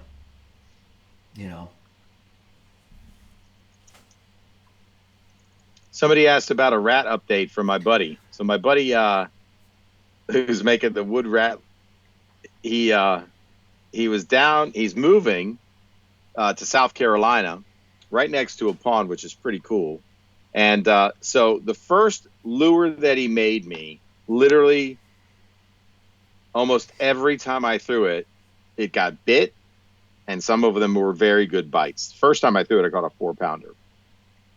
So then he went to working to try to improve the internal harness system, and it deadened some of the action. He didn't get the bait exactly the same shape. He went a little bit bigger. So he's gone back. I gave him the original rat back that I've been fishing, and I've been missing it because I did throw a rat in the tournament down at Gaston, by the way, guys. I was looking for a big bite. Did not happen. I also threw a big swim bait for a big bite at the end. Did not happen. Nonetheless, I gave it a go because we needed a big fish, and Scooter did produce. So anyway, this week, he's working on duplicating the original rat. So pretty stoked about getting the next versions. And hopefully he'll be producing them soon, man. So stay tuned for an update. I'll throw that out on my IG. That's what I got. There you go.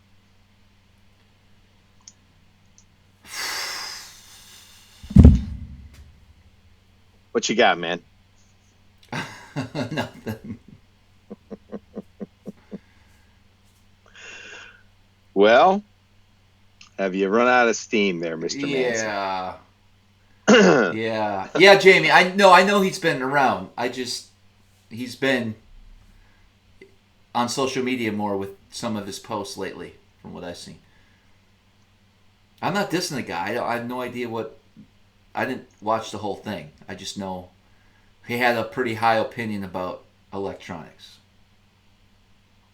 Right. There you go. I'm done. He's venting. done. He's cooked, folks. No. I'm just saying, dude. I don't think people like the hair, man.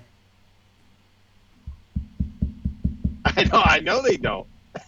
They're having a good time with Just it. trying to do something different. I heard that, man. All the cool kids are doing it. Travis Bieber.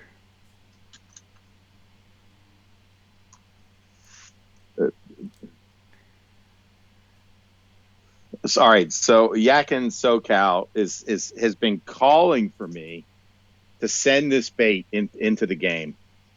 So I'm going to a place, if it doesn't get canceled this weekend, that has very big fish. I want to throw it around bluegill beds, and it's really hard to figure out where they are in these areas, but we have some. Don't know if they'll be spawning because we're not in a full moon. Travis, what's the moon phase right now? It's got to be a full moon in the next, I'm guessing, week. You sure? I don't know. Don't you have a moon app, man? No, I don't. Man. I just look up at the sky at night, Eric. Oh, my God. Seriously, what? Dude? Yes. You wake up in the morning, you look at the moon. All right, so this is what Yakin SoCal Bass wants me to throw, man. This bait right here. Toxic baits, Whatever. wade hogs. Yeah, you just don't know, dude. You just don't know. You just don't know. So I'm taking it. I'm gonna chuck this around, man. I'm chucking it around. SoCal, this one will be for you. If I'm holding up an 8-pounder in a derby, it will because you forced me to throw it. And Scooter, if you're watching, I'm putting it in the game. Smallmouth Addiction asked recommendations for A-Rig, which brand. I like the Flash Mob Junior. I think that's probably the easiest to get, and it's the most user-friendly one. You can change the swivels and the split rings if you choose to. I don't have an issue with it. That's my favorite. Flash Mob Junior. Bravo. I'd have to agree. That's going to be coming out soon, huh? What's that? Dude, I brought every single rod and reel combo that I have. It's in my rod locker, right? Yep. I drop shot and Ned Rig pretty much every day out there. So all my shit, it rains, we take on some waves, It's just sitting in a soaked, it's bad. Those compartments were not dry? I'm not saying they're not dry. I'm saying I put them through some abuse, Eric. Ah. Gotcha. You back to Power Pro, man? Yes. 10-4. Yep. 5-pound braid, 8-pound fluorocarbon leader. 5-pound braid. Just so it drops quick? It's so much easier to use a smaller diameter braid. It's just... Wow, that's crazy. Your Ned rigs will cast further. Everything just... Wait. The braid, the pound rating on the package is 5 pound. Correct. Not equivalent diameter. 5-pound braid. It's 5-pound Power Pro, yes. Wow, that's crazy thin, man.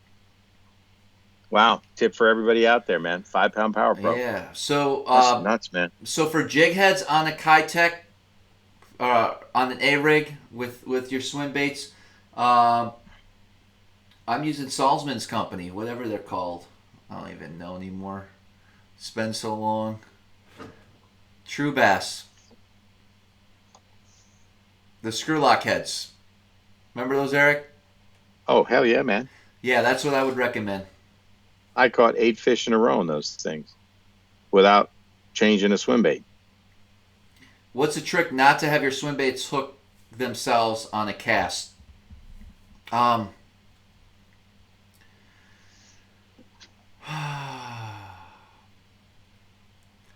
Oh shit, is Waves Current and Ice Nathan? Don't know. He was my co-angler last Saturday. I didn't put the two together. Yeah, cool True Bass heads. That's probably your best bet for like a 3.3 or bigger. Picasso heads work too. Warren County Bass NJ brought that point up. God, I can't wait. It's been a while since I had a good A-rig bite. I didn't even bring that rod with me. I might have to put that in the boat. Boom. There you go. Waves, current, and ice. He's on. He was my co-angler on Cayuga when I zeroed, and he took 4th, I believe. So wave, currents, and ice. If you feel comfortable telling us, you heard Travis describe how you caught the fish, luckily. Why don't you tell us what you did, why you did it, and how you caught him, and what you used? And let's compare that to the story Travis told earlier. I want to know what he would have done, what he thought I would have done different. Now, he was good. He was a well-informed follower of the channel. It made my day go a lot easier when he knew the ground rules already, Eric. This is the first thing he says to me. He goes, just so you know, I talk a whole bunch all day long. How'd you respond? I just laughed. You probably went, oh. Oh. Dude, I was focused that morning. I was about ready to catch me 5 big uns. Damn.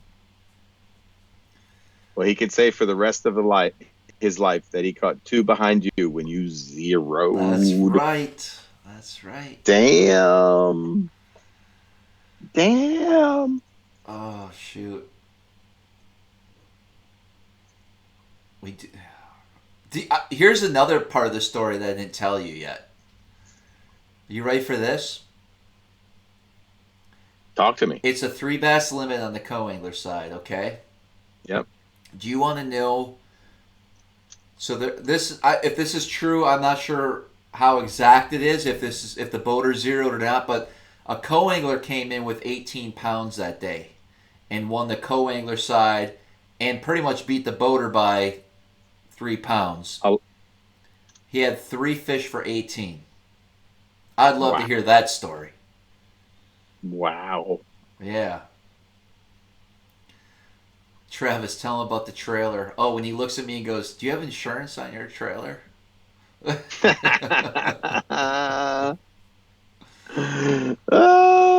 that's awesome. Was there a problem? No. Oh, okay, gotcha. Oh, shit. Yeah, 18.4 for 3 fish. That's crazy. Big heads or smallies? Largemouth, yeah. Unbelievable. Yeah, I can soak. I heard he was throwing that toxic. Nice. That would be some shit, wouldn't it? Yeah, I threw a toxic baits, wade hogs, big old giant swim bait. Yak and SoCal, man. Tell me what your setup is on the toxic. I want to know how you throw it. What do you throw it on? Line. Break it down for me, brother. Money. Oh, shoot. Yeah, it's time to get in gear, Eric. Can we make a video up north or no? Yeah. Heck yeah. Let's make like 10. Dude, we shot some good video. When do you want to come up there? When you want to go up. I gotta look at my Calendar. I'll be back on the 28th.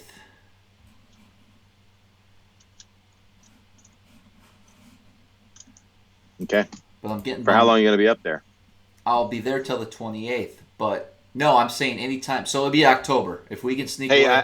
Hey, by the way, I did call the bait. So Waves, Currents, and I said, oh, the bait I use, Riot Baits Baton. You heard me say that earlier. Do I know my baits? I know my baits. You do. Did you, Wave, Currents, and Ice, did you throw it full length or did you bite it down for your Ned Rig? I think that's what Travis thought you were throwing. He thought you were throwing it on an open hook. Were you? That's what I thought. Or did you do it Texas? How heavy were you throwing it? Was it a Z-Man Ned head? Was it some other Ned head? I'm going to say was it a red Ned head? No, it was a Green Pumpkin Z-Man Ned head, I believe. Pro model? I think so. The shorter pro model, maybe. I don't know. Braid DeFlora, spinning rod, bait caster. What was he chucking? Not sure. Full length, he said. Ooh, bait caster or spinning rod? Spinning rod. Okay, Braid DeFloro. And how heavy was that head? Yep, open hook, 1/4 ounce. So the wind's blowing 20. You're moving at a pretty good clip. That 1/4 ounce is not going to stay down. He was probably just floating it over the grass, man. That's the old drift technique, man. That's one of the old. Have you ever seen the Ned video made by the man himself, Ned Katie? Mm-hmm. How many Ned retrieves are there? Quiz time. 1. Negative. Oh. I mean, no. I was saying, especially for the guy in the back of the boat, there's way more than one. Mm-hmm. Ooh, what? Oh. So wave currents and ice. Uh-oh. Straight. I just froze. There, you're back. This is awesome. You're back. Okay, cool. Well, so wave currents and ice. Were you letting it drift behind the boat, or were you casting at a 45? Dude, I was going so fast, he had no time to react to nothing. 6 retrieve, Bass Force 1. You go to the head of the class. There are 6 Ned retrieves. Yeah, that should have been a prize, man. Travis, send that guy a pack of Z-Man. All right. We got to do that. Yeah, man. Giveaways, dude. Step up. We got to do that. Oh, my God. There's so many things. Mm-hmm. Dead sticking it for about 15 to 20 seconds. The old dead stick technique. We just talked about it when it gets balls tough. David Miller goes, what do you think about the flatworms? Berkeley's really good at advertising and promoting flatworms around the St. Lawrence event. And it does work, but... I got a story on the flatworm. Okay, do share. Okay, I'm going to tell you. So, I'm up in Western Maryland at Deep Creek, throwing the same bait Travis won't talk about. One day he might, but he won't now.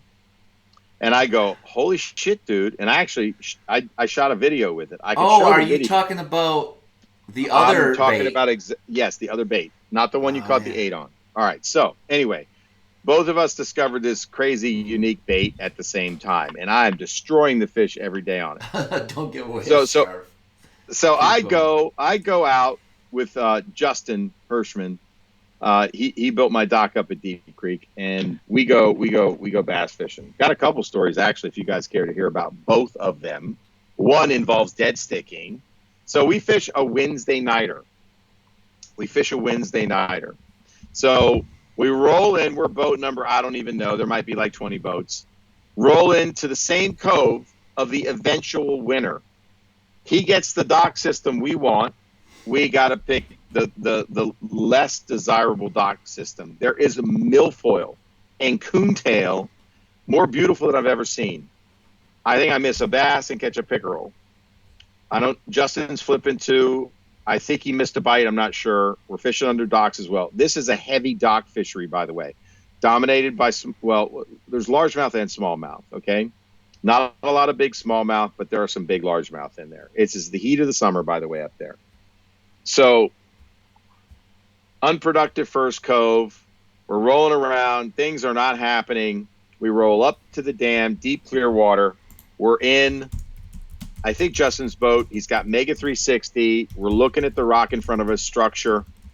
He goes, his buddy Timmy, who's going to be fishing the National Professional Fishing League, had a bunch of flatworms. He keeps his boat where Justin lives. So Justin grabbed a bag of the Berkeley flatworm before we left. And it's in the boat. He goes, I'm breaking out the flatworm. I'm throwing the spirit shad, Travis. Spirit shad. We are both casting in the same area.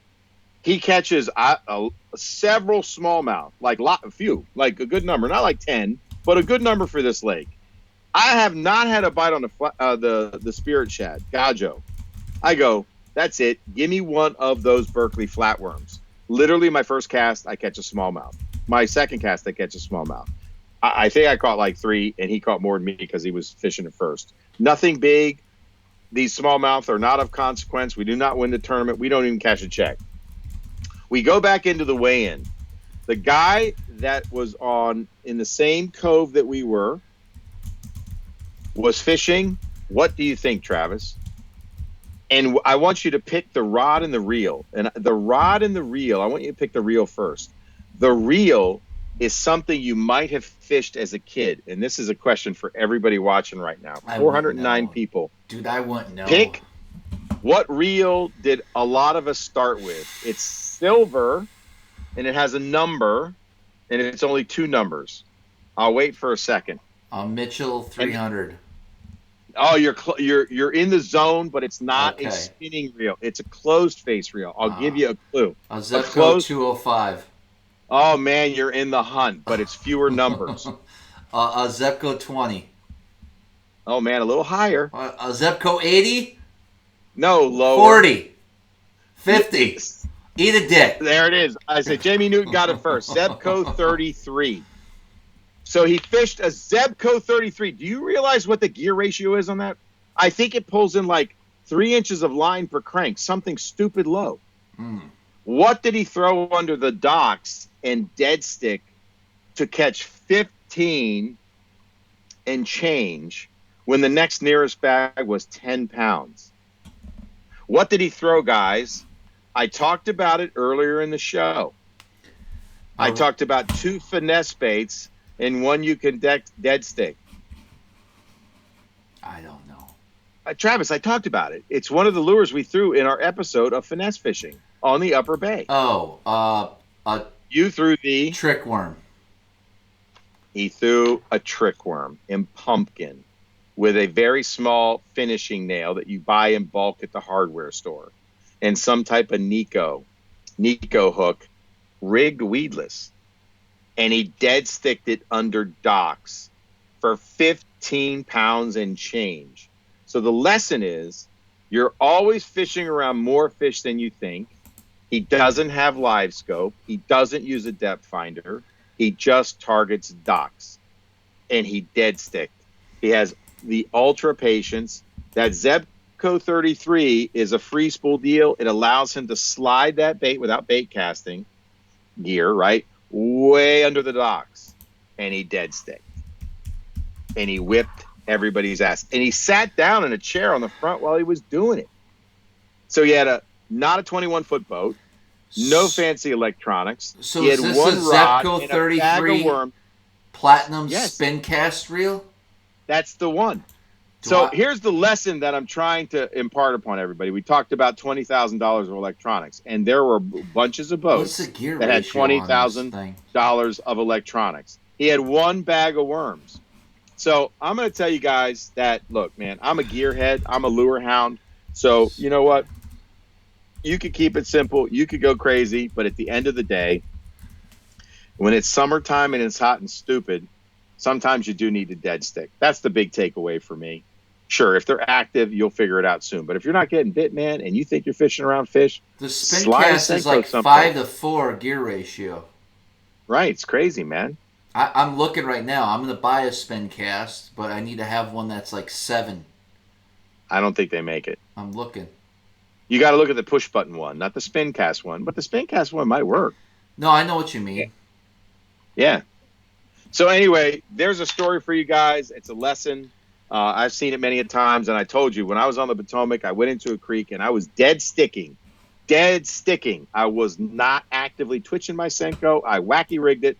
I was sliding it up under docks. I was sliding it to the seawall, and I just let it fall. Of course, I know some of the areas that hold fish, but I also caught them in areas that I hadn't normally fished because I didn't want to burn the good spots that I was pointing out to this guy I was trying to help.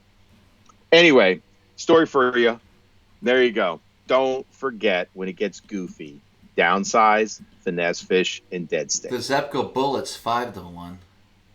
That might be good. Yeah, St. Cress. Yeah, St. Cress, I tried that new buzzbait from, what the hell is it called? The boa. Somebody asked about that earlier. I'm sticking with the bass alarm. That was one new thing I got out of Japan. What else? I got some chatterbaits out of Japan that are a little bit different. I don't know how they swim. Yeah, I got a wake bait that I'll show if it produces. I'm really impressed with it. It should get some big bites if I continue to dirt dob a little bit, maybe around a bluegill spawn. Pretty stoked about that St. Cress. I'll show a little video. Yeah, man. There you go. So anyway, man, Zebco 33 hog. Hey, Living Missouri Outdoors. Maybe that's what he was throwing. Zebco 33 hog. Anyway, I thought that was a great story. How about that, man? Dude whipping everybody's ass with a bag of worms, some construction finishing nails, right? And dead sticking a freaking trick worm under docks. Dude, that's a giant bag on that fishery any time of the year. Crazy. Brandon Bisco, yeah, I do throw the Jackal Firecracker. Hey, someone says we don't talk much about dragging a jig. Ooh. Man, I can't remember the last time I caught a bass on a jig. I can. That's crazy, actually, if you think about it. 2017. Well, I'll tell you this. Bay. I really got into this jig. Oh, we caught some on Oneida, Brohim. We did. That was my last fish, Oneida with Travis. And it's a Kitech finesse jig. I do love the hook. The point tips up on this hook, so it really sticks him in the roof of the mouth. And believe it or not, it is a small finesse jig. It's got a fine cut silicone skirt. I like their colors. They're super muted. It's a tungsten head, super hard. This jig gets bit. That's all I can tell you. When I throw it, I get bit. Yeah, man. Huh. Yeah, I for some reason I got away from jig fishing. I don't know what my malfunction is, because the jig gets a big bite.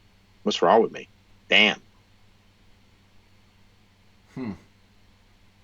Yeah. Yeah, Lunkers and Lures, faux show, man. Kitech. Model 2. Boom. Oh, no, I was throwing this jig with my buddy Tim McGlenn. I was swimming it around in a Wednesday nighter. I couldn't catch up with the fish. It was a good one, man. Yeah, that's the last time I threw it. I was throwing it as a swim jig. The missile mini flip is good. Yes. I don't mind the skirt. I know it's a little... It's a fine cut skirt, too. Yeah. It's definitely a good jig. Yeah. I mean, I love this green pumpkin with a little light chartreuse on the bottom, man. You can pair this up, man. This thing gets bit. The one thing that this jig does not have, just FYI, so I'll keep going with it. See the keeper on it? I wish they had a little piece of metal coming out of that so it would hold, but if you're tipping, it depends on what you're putting on it, for your trailer. Some guys thread it on, some guys just put that little, they just kind of put their chunk on, if you will. Anyway, there you go. Yeah. Yeah. They make it in a quarter, they make it in 3/8, they make it in a half. And then they made this weird one. Look at this, dude. This jig skirt is made out of fabric. Look at that. What's that?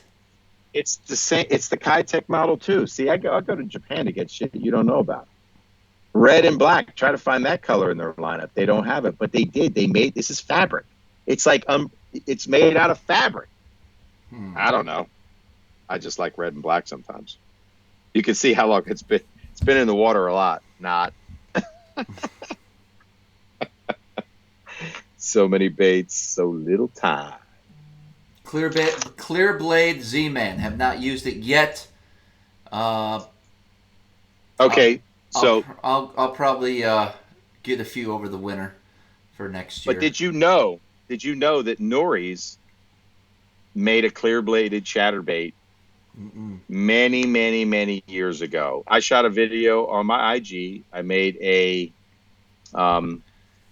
leech chatterbait video, and people asked me what that was, and that was the Norries clear-baited chatterbait. Oh, yeah, you got one. Can we see it? I've had them. Where did I put that thing? Come on, I think I got to hang it up somewhere, man. I don't know, man. Normally I can go to my shit real quick. Come on, bro. Hold on. I got to go over here, I think. It's somewhere around here. Screen and everything. What? It's not the hula chat. It's not the hula chat. Where's it at, man? Oh, here it is. I was fixing my hair. I got it.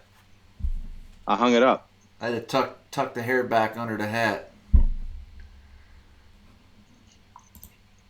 Yeah, this is my fur and feather line of chatterbaits that I've been tying up. What? Okay, so here you go. Norio Tanabe, and for those of you who don't know, I think Norio had a hand in it. Didn't he have a hand in the original, the chatterbait, like the jackhammer? There's a story about that. Anyway, here you go. See the clear blade? Oh yeah. That is not a jackhammer. So what I did was I tied some marabou with my fly tying vise, and then I used a zonker strip. This thing is so dirty in the water. Travis, I think your smallmouth would absolutely destroy this bait. I'm bringing this to New York. How many do you have? I only tied one, but I could tie more. What size is that? You mean the head? Yeah. It's like a, is it tungsten? I got to look at the package. You know, they do these things in grams, man. So I don't know what it translates to, but if I had to guess, a 1/4 ounce. But I probably have some 3/8. Dude, look at that zonker strip beauty right there, man. Wrong color. Oh, dude, no. I like that black one, bro. When the shatter running, forget about it, man. Are you kidding me? Anyway, there you go. That's my leech chatterbait. Now that's inventive. Come on, man. Dude, I did a video in my sink on this thing. That thing was stupid. You don't understand the action that this has. Like fur and feather, no man-made silicone can compare. Nothing compares. And you know I did the everlasting gobstopper drop shot, right? Oh, we're throwing that. I can't believe you haven't fished my everlasting All I'm saying is gobstopper let's move on to a different subject, and we'll circle back about that later. Why are we... I'm patenting that, man. I mean, the everlasting gobstopper drop shot, TM. That chatterbait hair jig. This is a bad man. If you Eric, threw this up, Eric, if you threw this in freaking New York and shallow bays, I don't even know what would bite. Eric, but I'd be excited to find out. So, I can give you an address to ship that to tomorrow, if you know what I mean. No, dude. You're not going to do that? No, this comes with me. This is my shit. I'm throwing it first. Then I'll give you one. Yeah, dude, no, you don't get to take my custom baits out before I do. Are you kidding me? No way. Especially when you said that was the wrong color. The black one. Whatever, dude. I have to tie a couple up, man. I've been busy. I wish I lived on a lake, dude. I'd be testing all this shit every day. Making shit in the Bass Lab. It's more like the Bass Lax. June bug hair jig. There you go. Shit, yeah, I could tie one of those up too. June bug chatterbait, June bug hair jig, June bug everything. Well, we're 45 days away from an epic silver buddy bite. 45 days. Hey. I'm still not used to it, bro. I like getting up in my flip-flops and shorts and walking out the door. The last 2 weeks, I've been at least putting some bibs on in the morning, you know? Somebody saw The Negotiator. This is Matt Pangrek's like go-to swim bait, bro. Mm-hmm. He called me earlier. I don't know what the... Did he, man? Yeah, I don't know what he wanted. No, I was having technical difficulties with this, and I saw that he called, and I want to talk to him because I think he did pretty good in the Bass Open. He did. Mm-hmm. Yes, he did, man. Yes, he did. Yes, he did. He should be proud. Hey, man, they brought back that MC Muscle, Jackal. In case you care. Man, I got to clean up some stuff in here. Seriously neglected, man. All these shows, I bring shit out. Man, who didn't see this juicy box of tack crap? Let's just show a little bit more lure porn before we end up for the night. Yeah, go do that. I'm going to still look for that one video. Yeah, while you're doing that, who's down for a wiggle wart custom painted by TK? Are you joking me, dude? Is that just going to get You'll never mauled? throw that in What, your dude? life. Oh, you want to bet, dude? They eat them on the Chesapeake. Nobody throws a wart on the Chesapeake. This will be in the game in the fall crankbait special. Oh, wait a minute. I'm taking this one. Look at that thin fin, dude. He foiled it for me.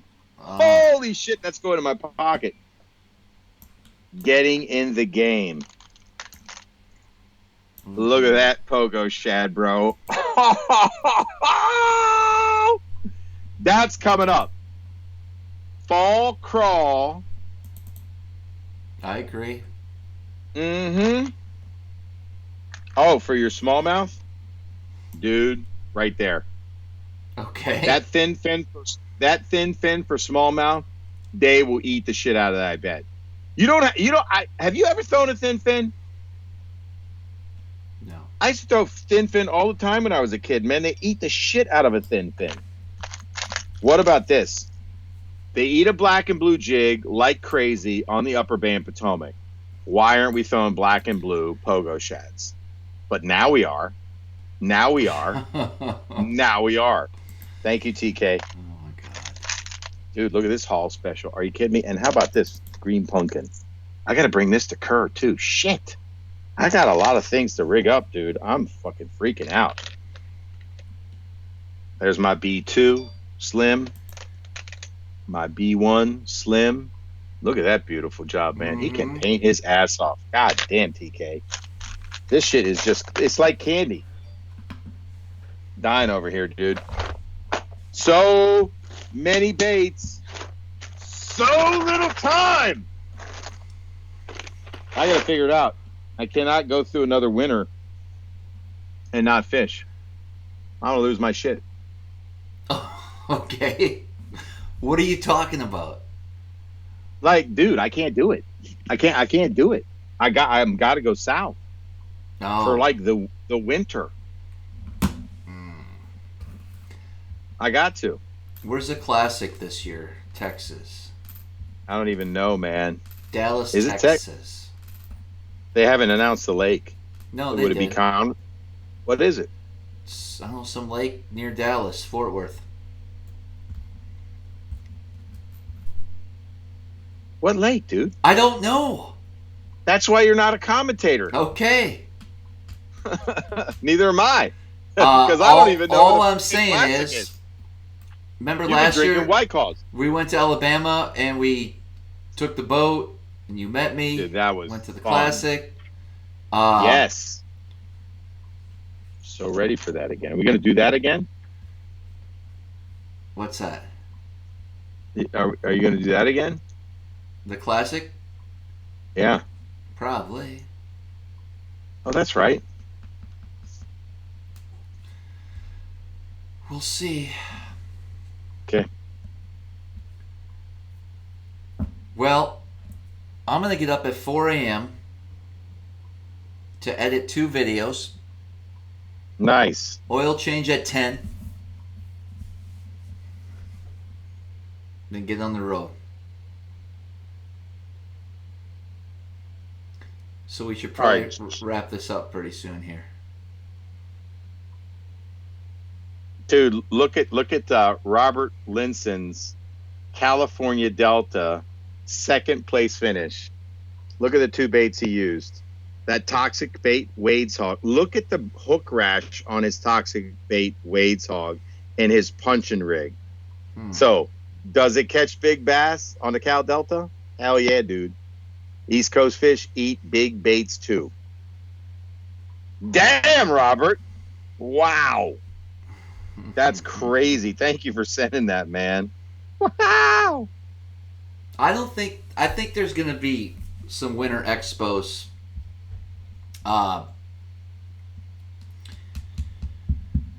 Yes, what's my winter plans since probably no expos? I plan on doing the expos. This all should go away after by mid-November, so I think we'll be okay. I hope so. I hope your sources are right. I hope we can go back to the expos. I wouldn't count on it. God, look at this thing. I lost it. We have these lanternflies. They're an invasive species. And they're all over the garage right now. Really? Mm-hmm.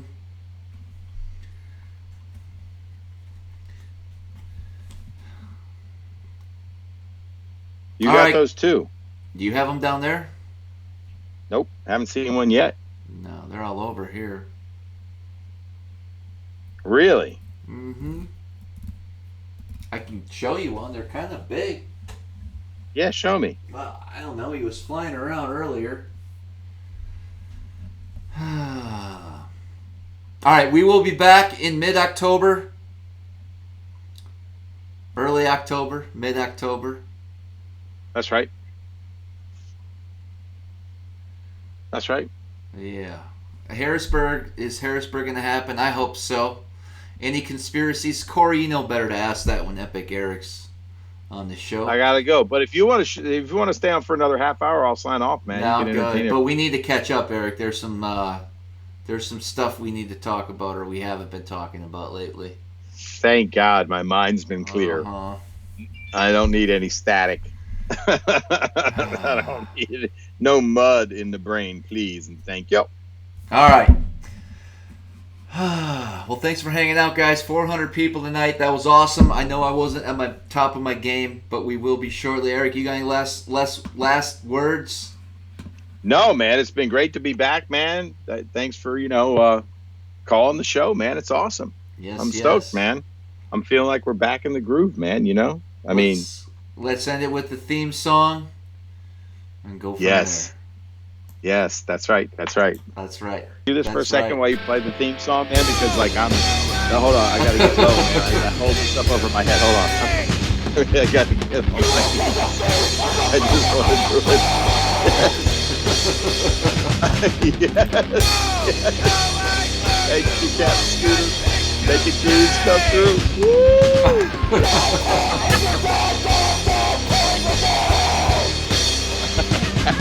That may be one of the funniest SmallmouthCrush, man. What I do? I don't know. Boom.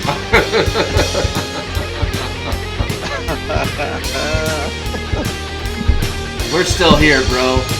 The theme song's playing, but we're still here.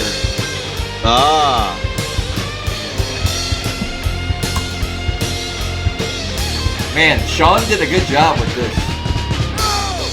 Oh, man, he did. Are you kidding me?